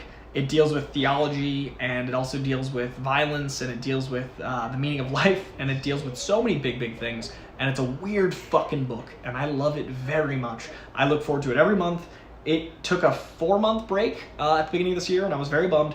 It is Coffin Bound. Coffin Bound is there's a lot of indies coming up. I actually found myself steering away from the big two more and more this year. I read them all, but there's less big two in my top 15 than I would have expected. It's about like half big two, half indies, and a lot of people think of me as a big two guy, but Coffin Bound and a few others, I've been really drawn to the stranger shit this year. Coffin Bound it feels like a novel you'd find at a weird, creepy used bookstore, but it's a comic book. It's got a really great tone. It's got a really great ambiance. It's strange and delightful. Coffin Bound, highly recommend. If you hate comic books, try that one. Coffin Bound is my number 13. My number 12 is the opposite. My number 12 is a super mainstream book from a character that I always wanted to have a title that was taken seriously. It is a Marvel book. It is a character that I always thought should get her own title and should get a writer that respected her.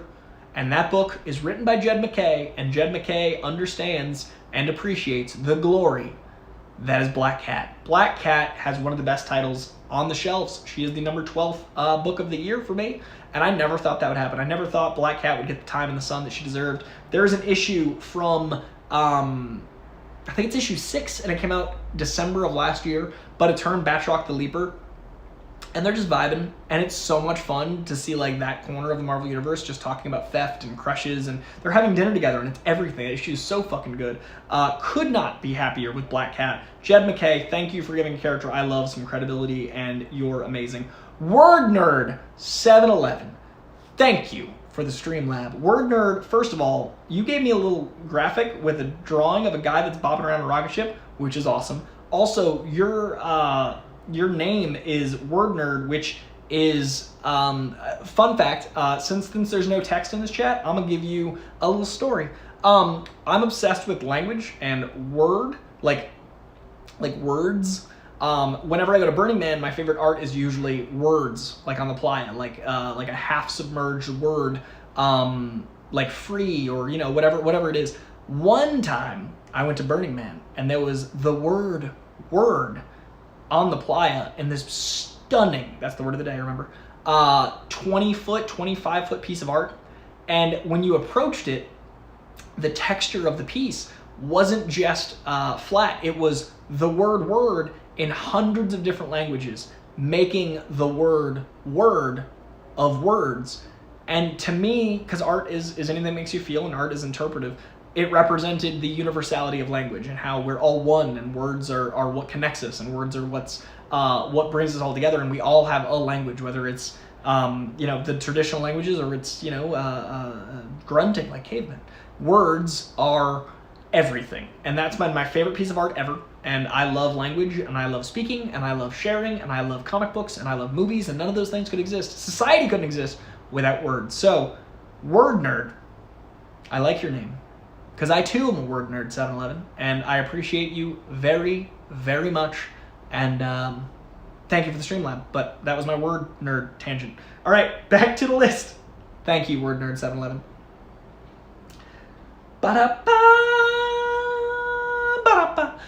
E. Walter, actually, before I get back to the list, Criminal and Killer Be Killed from Ed Brubaker and Sean Phillips are both fantastic. I did not know when Criminal was dropping. I've always read Criminal in trades, so I did not include Criminal or Killer Be Killed on this list. But technically, I guess Criminal might have been being printed. I thought it was a 2019 book, and I included it on my 2019 list. I should have included it on this list, but I didn't. But it would count. So Criminal and Killer Be Killed are both honorary top list numbers. If you guys are fans of noir or crime, check out Criminal. It is genius. Ed Brubaker and Sean Phillips are so consistent. You can pick up any volume of Criminal and have a good time. Highly recommend Criminal, so thank you, E. Walter. And Word Nerd, I love you. Much appreciated. Just putting in the work with the sweetness and the graphics and the vamping about stories. You're very appreciated. All right, my number 11. This is a book drawn by the Dodsons, Terry Dodson on pencils, Rachel Dodson on inks, written by Matt Fraction. It is a new original IP. It is an Image book. Image has been killing it this year. I agree.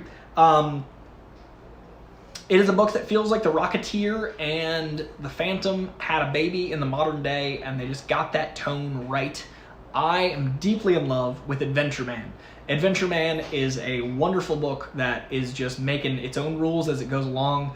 The lead is a woman who's deaf that basically gets bigger and stronger through this mystical force, this long forgotten. Check out Adventure Man. It's hard to. I don't want to give anything away because there's spoilers, but Adventure Man is a very great, all audiences welcoming story. A kid could read, an adult could read, and get different things out of it. The art is stunning. Stunning, god damn it, that word. I fucking love this book. It's my number 11, Adventure Man. It's bold, unique. If you like Rocketeer and the Phantom type of comics, if you like 20s like pulp comics, this is your shit but modernized, and it's so much fun. All right, top 10. We're gonna take a sip. For the record, Spidey's on my lap, and he is just pawing at the keyboard. He really wants attention. Actually, you know what? This is the perfect time to show you. This is how I try to get work done. That's my boy. See those hands? He's trying to type. It's not working out. All right. I'm a professional. That was a professional break we just took. Because Spidey Cat made a cameo. It was for the best. Okay. Back to it. Top 10, you lovelies. Let's do it. Wait, Dr. Nitrogen's here. Dr. Nitrogen and your musical empire. Very appreciated at all times. Happy New Year, Coy. Yes, we're in 2021 here in the UK. It's already a little better than 2020. That's what I'm convincing myself anyway. I'm reading Images of the Scumbag. Pretty good so far.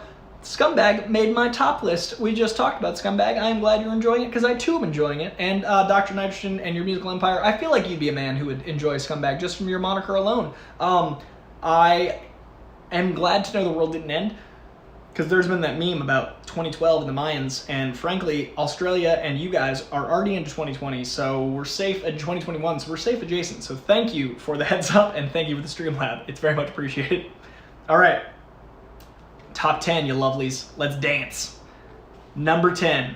It is a book that basically has, top 10 is gonna be stalled again. It's gonna, there's so much hype, there's so much flowing in. Okay, Jesus with the Streamlab. We got, do you think that comic books, whether bought digitally or physically, have a better year this next year? Also, new Ghost Rider's new series out this week. Bunch of good books out. Also, Venom and Deadpool on the list.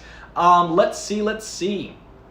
Do I think comic books bought digitally or physically will have a better year this next year? I think every year, physical comics find a different audience than digital comics, but they both grow, if that makes any sense. I don't think digital comics affect the physical market as negatively as we used to assume they would, because I think collectors and people that enjoy the act of physically buying comic books won't go to digital.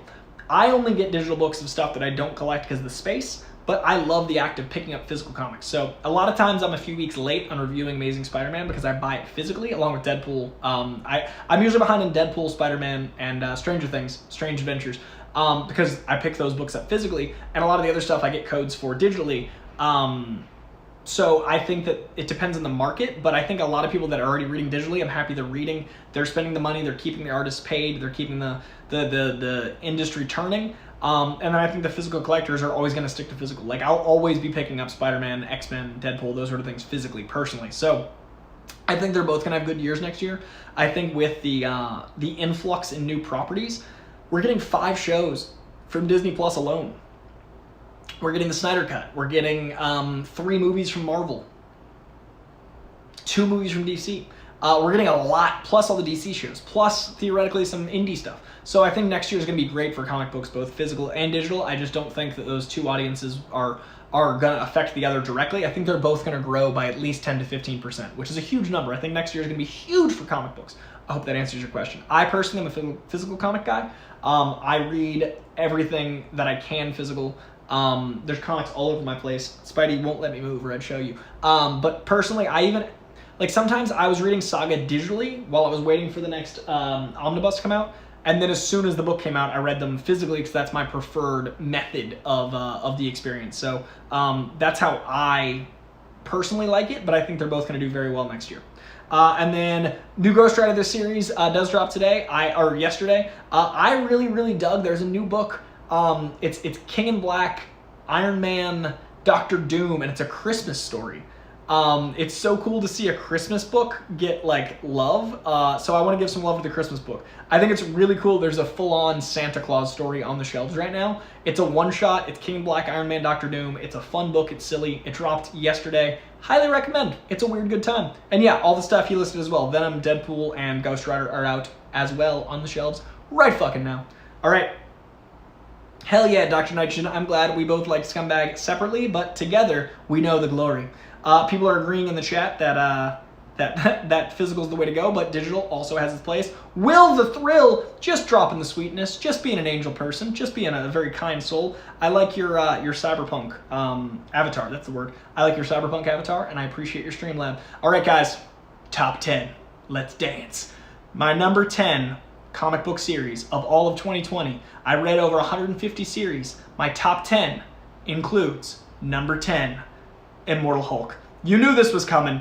Immortal Hulk is a book that defies expectations. It is a book that defies the comic book genre. It is a horror comic book that has been kicking ass for approaching 4 years. It is Al Ewing. It is Bennett on art, and it is so broad and strange. And it's got religious overtones. It's got capitalism commentary. It's got superhero commentary. It's got Alex Ross covers. It's got everything you fucking want from a Hulk book, and a lot of things you didn't know you want from a Hulk book. It is genius. It has been very good for a very long time. Immortal Hulk is one of my most recommended books in years, and it is my number 10 for a reason. All right, number 9.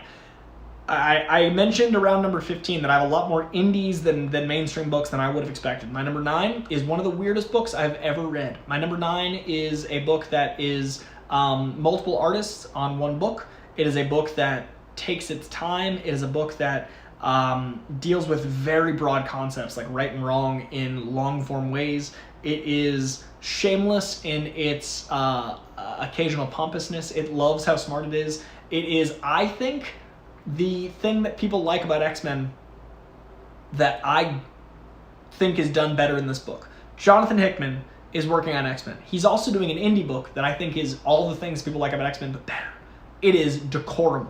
Decorum is a book from Image Comics that is about the decorum, if you will, of assassins and Assassin's Creed, if you will. And it's about what violence is, what death is, what life is, what experiencing things are. And it's told through different alien cultures, and it's told through black and white and color and abstract art and literal art. And it's so dense and strange and ponderous and lovely. Reading it is an experience, and I love this book so very much.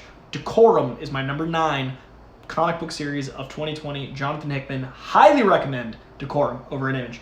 Number 8 is a book that was unceremoniously canceled This book should have lasted forever. This book should have been one of the great series that ran forever. This book, if Vertigo was still around, may have. It was a DC Black Label book, but it was an indie at its heart. It was a book that was depraved, and its language dripped with beautiful descriptors and verbiage, and just, it was, the art was so good you could smell it, and the words were so good you wanted to say them out loud. This is Simon Spurrier's John Constantine Hellblazer. I've loved a lot of Hellblazer runs in my day. There's one right now from the homie. There's one right now that's a mini-series that almost made the list, but it hasn't finished yet, so I want to see how it goes, but it's Tom Taylor and Derek Robertson. That's a mini-series. The ongoing series was Simon Spurrier, and it was so well written. The language of John Constantine is so important to the character. The world building, the new supporting characters, the magic itself, the everything has a cost. I've never seen handled this well. It ended at issue 12. Every single issue was glorious. This was a book that was a series of A's. Simon Spurrier's John Constantine Hellblazer is only 12 issues. It accidentally became a maxi series because they canceled it. I highly recommend you pick it up. I loved it so much. I'm bummed it's canceled. Check out John Constantine Hellblazer 1 through 12. Please, it's so good. All right, next up, 10, 9, 8, 7. Number 7. I saw someone earlier in the chat asking if I enjoyed this book and if I talked about it yet. It was during the movies. They were like, have you talked about this book yet? And oh, no, we haven't, because it is very high up in the list, for it is all the way at number 7, and it is Donny Cates' Crossover. Donny Cates, as you guys know, is a friend of the show, friend of the me, but also one of the best writers in the comic book game. One of the great things about Donny Cates is he's metal as fuck, and he takes bold chances. I've always loved his stuff at Marvel. I love that he's getting to take a step outside of Marvel and do really crazy bold stuff at Image. And this book is one of those things where you're like, wait, that's such a great idea. Why has no one done that yet? I love when an idea is so like, well, yeah, and then you read and you're like, of course, and then it just gets better and better. Crossover is that book. Crossover is a book about comic books existing. Comic books exist in this world, and a character and a series of characters cross over into our world. So when this was in pre-production, everybody thought it was like an amalgam commentary, or like, crossovers are a part of comic books. This is a crossover not from Marvel to DC, but from a world of comic book characters to our world. So characters have, the 60s style mapping on their face with the art, and like Brian K. Vaughan goes missing in the beginning of the second issue. Like comic writers are canon as the comic writers they are in our world, but we're being invaded by comic book characters. Read Crossover. Just read it. Trust me. It's only 3 issues in. It's so exceptional. It is easily this point in my list. It's actually gotten really hard to do the top of this list because Crossover being this low means there's some crazy shit. Again, indies this year, I think it was one of the best years for indie comics, maybe of the last decade, 2 decades. Crossover is my shit, and it is real fucking weird. And yes, Dr. Nitrogen, if you're a fan of Grant Morrison, if you're a fan of Alan Moore, if you're a fan of any of those titans, you will love Crossover. Highly recommend it. Please do check it out. All right, next up, my number 1, 2, 3, 4, 5, 6. My number 6, we're almost to the top 5. Number 6 is a maxi series. It is 12 issues. It is drawn by Mitch Gerads and Doc Shaner and written by Tom King. It is a book about perspective. It is a book about what it means to know your own truth. It is a book about the awareness of your reality versus the actual reality. It is Strange Adventures.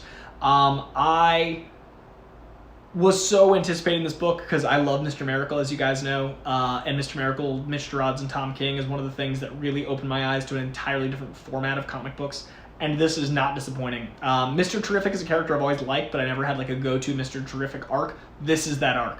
I've never really been that invested in Adam Strange. Now I am. I don't really get into like the 70s pew pew pew space comics. This one has me fucking hooked. I love this title. The characters are so grounded and real while doing pew pew pew crazy shit.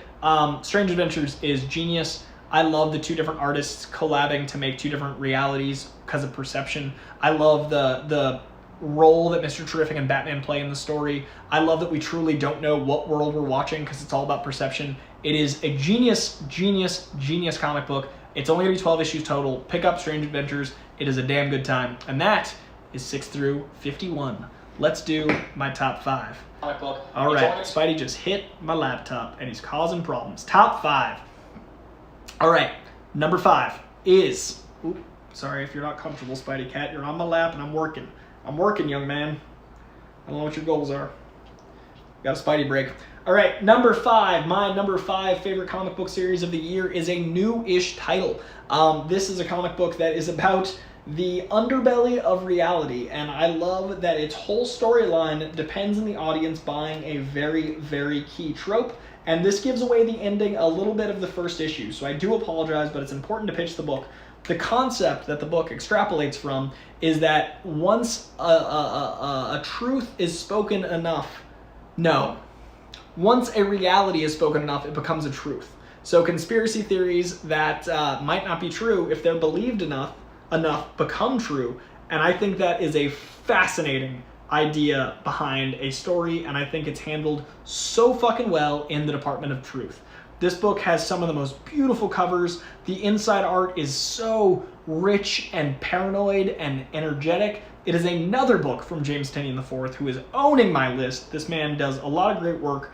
Big fan of it. And new artist Martin Simmons, who's done a couple indie things that I didn't know about. This book is staggering. Not stunning, staggering. This book, I finish a page often, put it down and go, and have to exist a little while and then get back in. I have to like marinate and then get back into the book. Department of Truth, I've been saving for a guest that hopefully we're going to do with comic book shopping next year because I think they're really going to dig it if the timing works out. Department of Truth is so fucking good. It's one of my most inventive experiences in comic books I've had in a long time. Department of Truth. It's amazing. Please read it. I don't want to give anything away. There's characters from our world in it, used very playfully.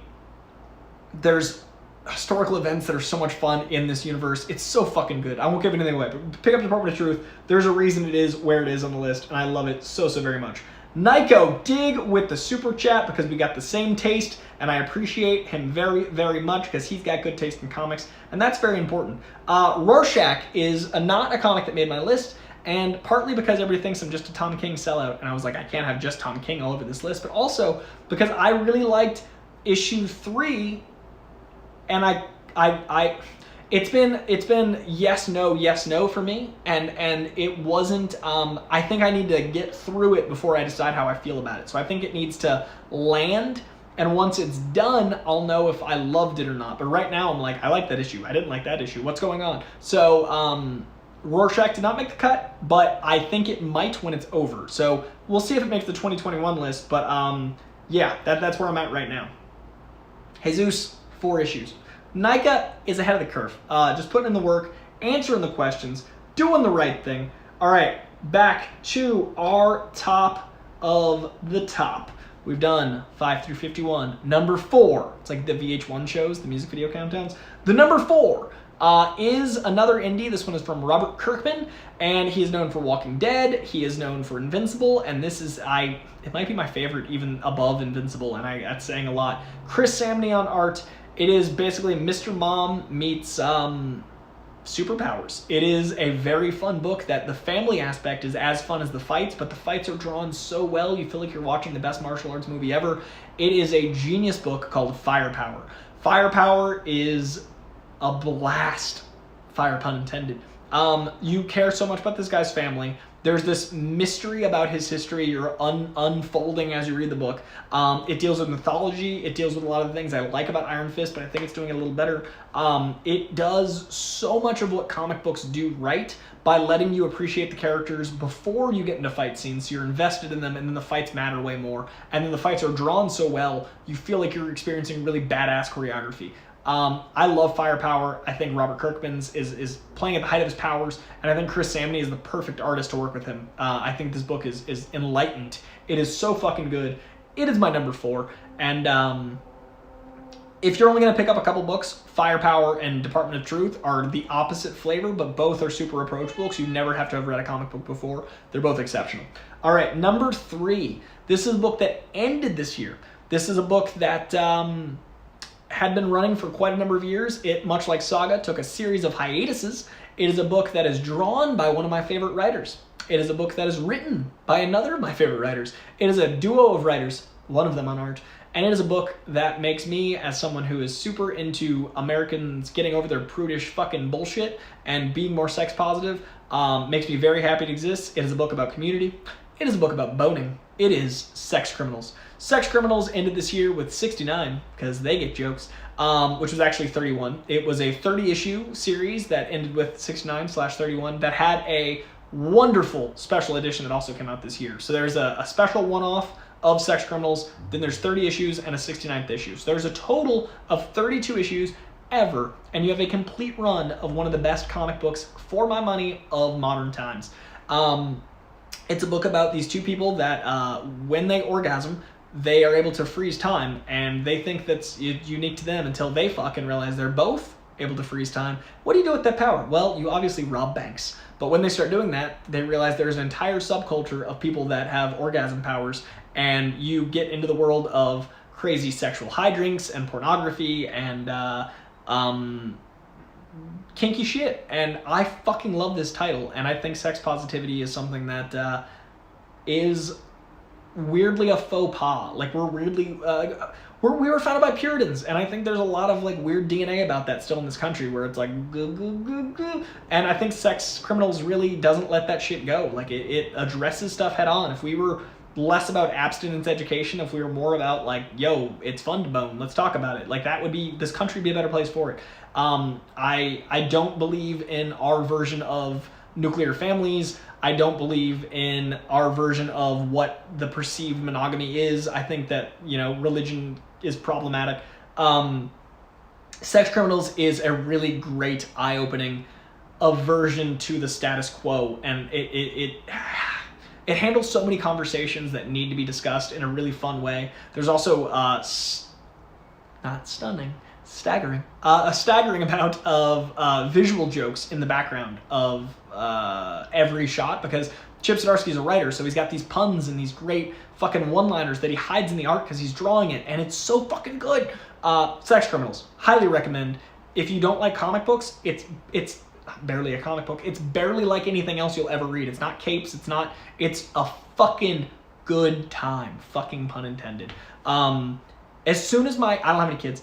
As soon as my kids are the appropriate age for it, it's one of the things I want to put in their hands and be like, look, don't make sex weird. Like this is the freedom that is a sexual experience. And it's funny that I don't have kids yet. I'm already like, yo, these kids are going to read Sex Criminals because it's going to make them better for it. So it's empowering and incredible, and it's only 32 issues. Sex Criminals just ended this year. Sex Criminals, written by Matt Fraction, drawn by Chip Zdarsky, one of the most important comic books in the world. It's up there with Saga for me. For you guys that know my love of Saga, Sex Criminals is up there. It is holy shit good. Also, fun fact, I wanted to give Jake Gyllenhaal a copy, but I thought it'd be weird to give him a copy of a comic book called Sex Criminals on air. So next time I see Jake, I'm going to be talking to him about Sex Criminals, and it's going to be real weird to be like, yo, what'd you think about that weird comic book porn I gave you, bruh? But it's fucking perfect. And I think it's one of those comics where people don't know comics. You can really show them that comics aren't just for kids at all. This is the opposite. It's so good. Pick up Sex Criminals. It's my number 3 for a reason. Okay. You guys with the chat, I much love. Walter, it's on my list as well. Hell yeah. Word Nerd was looking for it. Someone gave him the answer. Nico, the 3 comics Coy turned me on to were Saga, Why the Last Man, and Sex Criminals. That makes me so happy because those are 3 of my all-time favorites. I am so honored that I can show you those comic books through yelling at the internet. Thank you, Nico. Honestly, that means the world. Thank you. And then Simply Emily, I had to give that book a go twice. The first time I think I was still too sheltered and immature. The second time I was blown away. See what you did there. So good. Fuck yeah. That makes me so happy. Truly. That's amazing. All right. Comic Works with Jimmy. Do any celebrities that have come on comic book shopping get back to you about books that you've showed them? I'm friends with Seth, so Seth and I have talked about it like in life, about like Chip Zdarsky's Spider-Man and those things. I know Yaya got a lot out of his books. Jake is producing 2 graphic novels, like as a producer now that we did comic book shopping, so I know he got a lot out of them. it's hard to follow up, but when I have followed up, I'm sure there's other examples. Damon, I know Kevin loved his shit. When I have been able to follow up, they've read them, they've enjoyed them. I just can't think of any other example except for Seth right now. But yeah, I've heard from most people that they really got a lot out of those specific books, which is so flattering because it's a very particular set of skills that I do on my show. So yes, people have gotten back to me, all positive, because it'd be weird if they were like, yo, this sucked. All right, top 2, motherfuckers. Let's do this. My number 2 comic book of the year was illustrated by Nick Stein. Nick Stein was on Deadpool for a long time. Big fan of Nick Stein's Deadpool. I think he draws action very well. I think he draws faces very, very charismatically to cause humor and action. I think Nick Stein does beautiful work shading and makes the world feel very immersive and like you're part of it, and it's very cinematic, which I dig in this case with this type of book. He teamed up with this guy, Donny Cates. Donny Cates, Nick Klein, Thor. Thor is so fucking badass right now. Thor is so badass that you read this book, sometimes you gotta hold it. You gotta say that shit out loud. You're like fucking performing Hamlet. The language that Donny Cates fucking imbues is so powerful that it doesn't like live here. It has to come out. And Nick Klein is just so much energy and this book is powerful. I love this fucking book.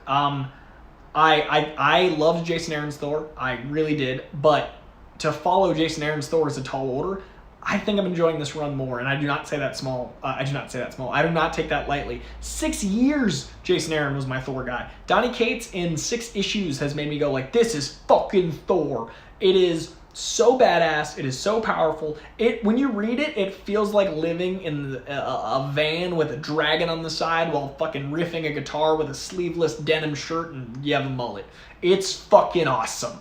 I love the new takes on characters, including the current arc, which is a very different take on a character we've known forever with a cane, you'll see. I love the way the opening arc where they have him as a fucking herald of Galactus.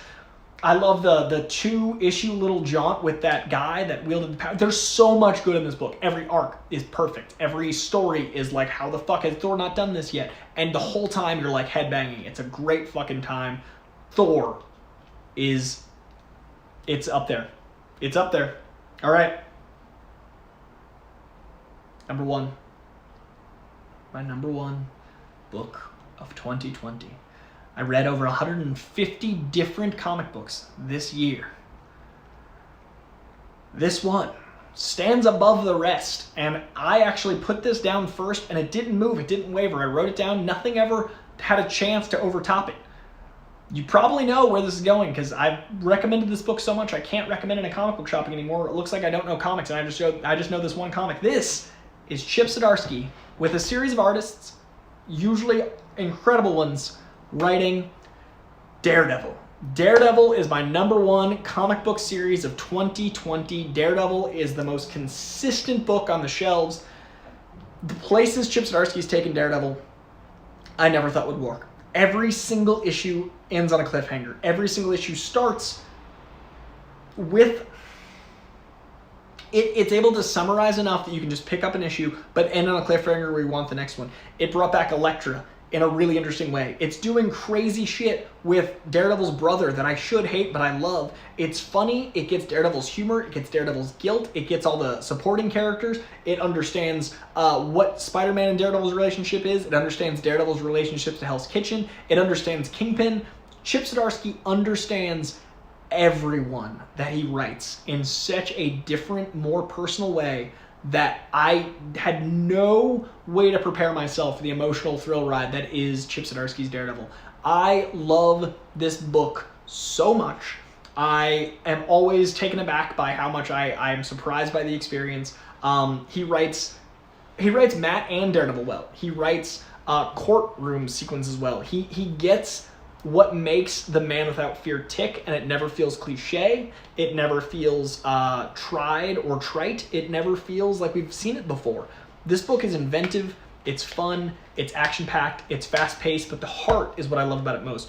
While all this is going on, you're so invested in why Daredevil cares about his city, why Matt Murdock cares about the people in his life. You believe the love story. You believe everything. It's my favorite comic of the year. It's one of, if not my favorite runs of Daredevil ever, and Daredevil's got one of the, like, historically, Daredevil gets great writers and artists on him because he's such a great character. Chip Zdarsky's Daredevil is perfect. It is an A+. It is divine. So as much as I love Thor, and as much as I revere sex criminals, overtaking those two, the 3 A+s on my list, the A+s are Daredevil, Thor, sex criminals. If you're going to pick up anything, guarantee you'll have a good time with those. If you want to get some weird shit, pick up Department of Truth, and you can have a real good time with a lot of the indies I mentioned. Firepower is really accessible, but Daredevil, it's on issue like 40, something like that. Pick up the whole fucking run. It's worth it. It is a damn good time. I could not recommend it higher. I love this book so very much. Out of every single comic book in 2020, Chip Zdarsky's Daredevil, #1. Guys, that is my mega list of 2020. We did movies, we did comic books. I'm going to read through the comic books again from the top, just the top 20. #1, Daredevil. 2, Thor. 3, Sex Criminals. 4, Firepower. 5, Department of Truth. 6, Strange Adventures. 7, Crossover. 8, John Constantine Hellblazer. 9, Decorum. 10, Immortal Hulk. 11, Adventure Man. 12, Black Cat. 13, Coffin Bound. 14, New Black Widow. 15, Batman Catwoman. 16, Something is Killing the Children. 17, Seven Secrets. 18, Superman's pal Jimmy Olsen. 19, Deadly Class. And 20 is Batman Curse of the White Knight. Those are my top 20 comic books of 2020. I listed all 51 earlier. If you're just joining this right now, I did my top 51 comics and my top 31 movies of 2020. This was an absolute pleasure. There are more of you in here right now for the comic books than were for the movies, and that brings me, as a comic book junkie, so much happiness. Let's talk, I mean, we're going to hit 2 hours. Let's fucking go for it. TV shows this year. The Boys Season 2. What was the fucking name of that show? High Fidelity. High Fidelity is probably my new show of the year. High Fidelity with Zoe Kravitz was able to capture the insanity of what that movie is and modernize it and make it way more interesting. I care about these characters in this way more than I did in the show. I've been in the movie and I love the movie. Zoe's a fucking star and this show was so good. It was canceled and it bothers me so very much, but that was my new favorite show of 2020. My favorite show of the year that I watched that actually came out years ago was Kingdom. I don't know if you guys follow me on other stuff, but Kingdom is exactly my shit. It is mixed martial arts commentary on like what it means to be a man in the modern era and what it means to be a good person, and all wrapped into a brilliant, agonizing drama. Kingdom is a perfect show. It's Breaking Bad level good, but about shit that's specific to me, so I love that show. And it stars Frank Grillo and Jonathan Tucker, 2 of my all-time faves. Highly recommend Kingdom if you haven't seen it. What else did I consume on TV this year? Watchmen was last year. I watched Community this year. I finished Community yesterday. I watched all of Community. I'm now a person that watched Community. I started 2 shows at the beginning of quarantine, The West Wing and Community. Started them in March. I finished The West Wing 2 months ago and I finished Community yesterday. I'm so bad at watching TV that I finished the 2 shows that I started in March just. Community's a blast. The Yahoo season was not as good without Donald Glover, but they did a really good job making it funny with a ton of new characters. So I actually liked the Yahoo season more than the gas leak season. And West Wing is genius, and we all knew that. But yeah. All right, live chat. Best friend and I adored High Fidelity, but I'll say when it ended, we expect to be a one and done. I thought it ended well, so that was the plan. Dude, I agree. When I heard that was supposed to be more, I got like FOMO retroactively. So I wanted more since I heard there was even a possibility, but I thought it was a one and done, and then I was like, but we could have had more, so I totally see what you're saying. Comic Works. Coy interviewed Steve Lieber last week, the artist, and Jimmy Olsen. I have never met a person who had more fun creating a comic than him. Great guy. Dude, Steve Lieber is awesome. He follows me on Twitter. I'm a huge fan of his work and him as a person. Fuck yeah. I'm so glad you got to talk to him, and that's so very rad. Fuck yeah. That makes me happy. I'm so glad you got to talk to him. I'm also looking forward to Teenage Mutant Ninja Turtles, Ronin. That first issue was dope. I had a really good time with it. Hashtag 6 Seasons in a Movie. Agreed. Ozark. I fell off of Ozark. I watched the first 2 seasons, and I have not watched more. I really liked the first 2 seasons, but I don't know, for whatever reason, I just kind of like wavered and have not gotten back because it seems like a big old bite of content, and I have not resumed. But I enjoyed it when I was watching it. Unfortunately, I have not been, and Kingdom kind of replaced that for me. The next show I'm watching is Warrior. I've never seen Warrior. There's 2 seasons of the show called Warrior. Joe Starr of Screen Junkies has been threatening my life if I don't watch Warrior, and frankly, I don't need that kind of violence. Cobra Kai drops tonight, y'all. Cobra Kai is, I love the first 2 seasons, so season 3 drops tonight. Word Nerd Dark. Is there a show called Dark? Or are you saying that Ozark and Kingdom are dark? Because I agree, those things are dark. Comic Works, I watched Ozark 2 and loved season 1, but season 2 felt like a change in storytelling, so I didn't watch season 3. Comic Works with Jimmy had the same experience I did, inexplicably. All right, guys, we just hit 2 hours. I thought it'd be fun to do a feature-length stream, so we made it to the 2-hour mark.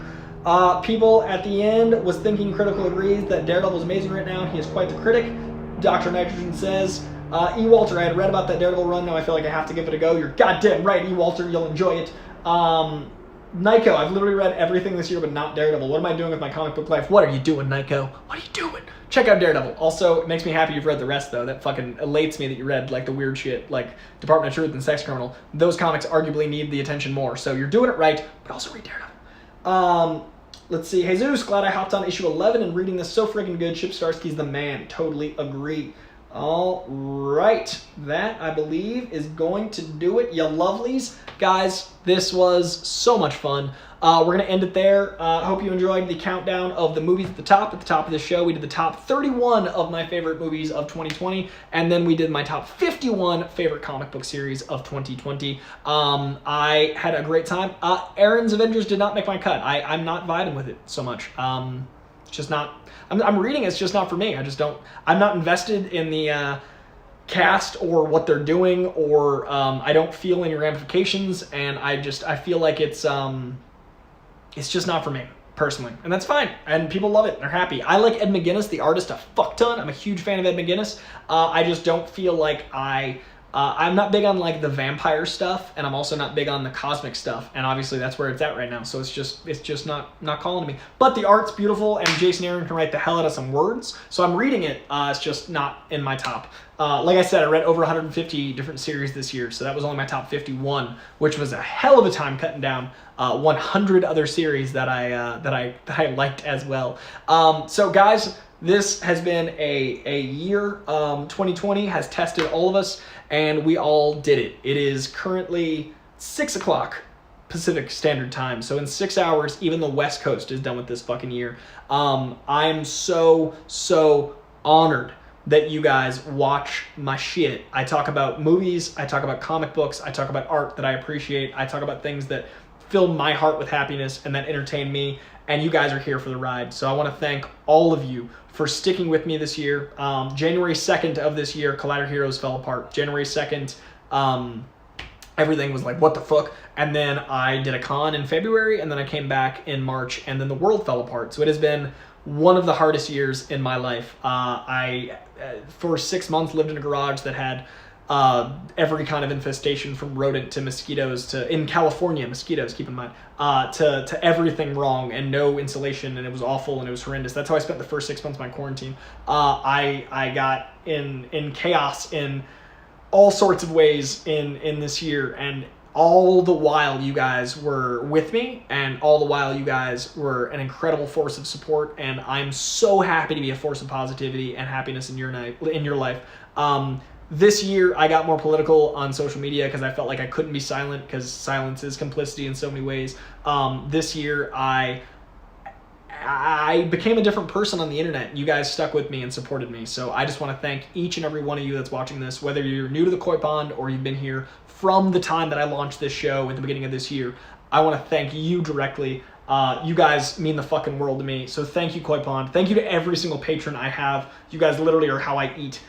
So thank you. I also want to thank Nico Dig, Will the Thrill, Jesus Gastelum, Dr. Nitrogen, Edwin Estrada, Word Nerd, Jason Ritchie, Jesus again, AJ Lancaster, and Comic Quirks with Jimmy, as well as Wesley Marshall, Hitman Hudson, and Michael McCarsell, for all of the love in the Streamlabs and Super Chats. Again, the world's kind of closed. My job is entirely in the public. I do Comic-Cons, and I do events, and I do red carpets, and I do junkets, and I do things that interact with others.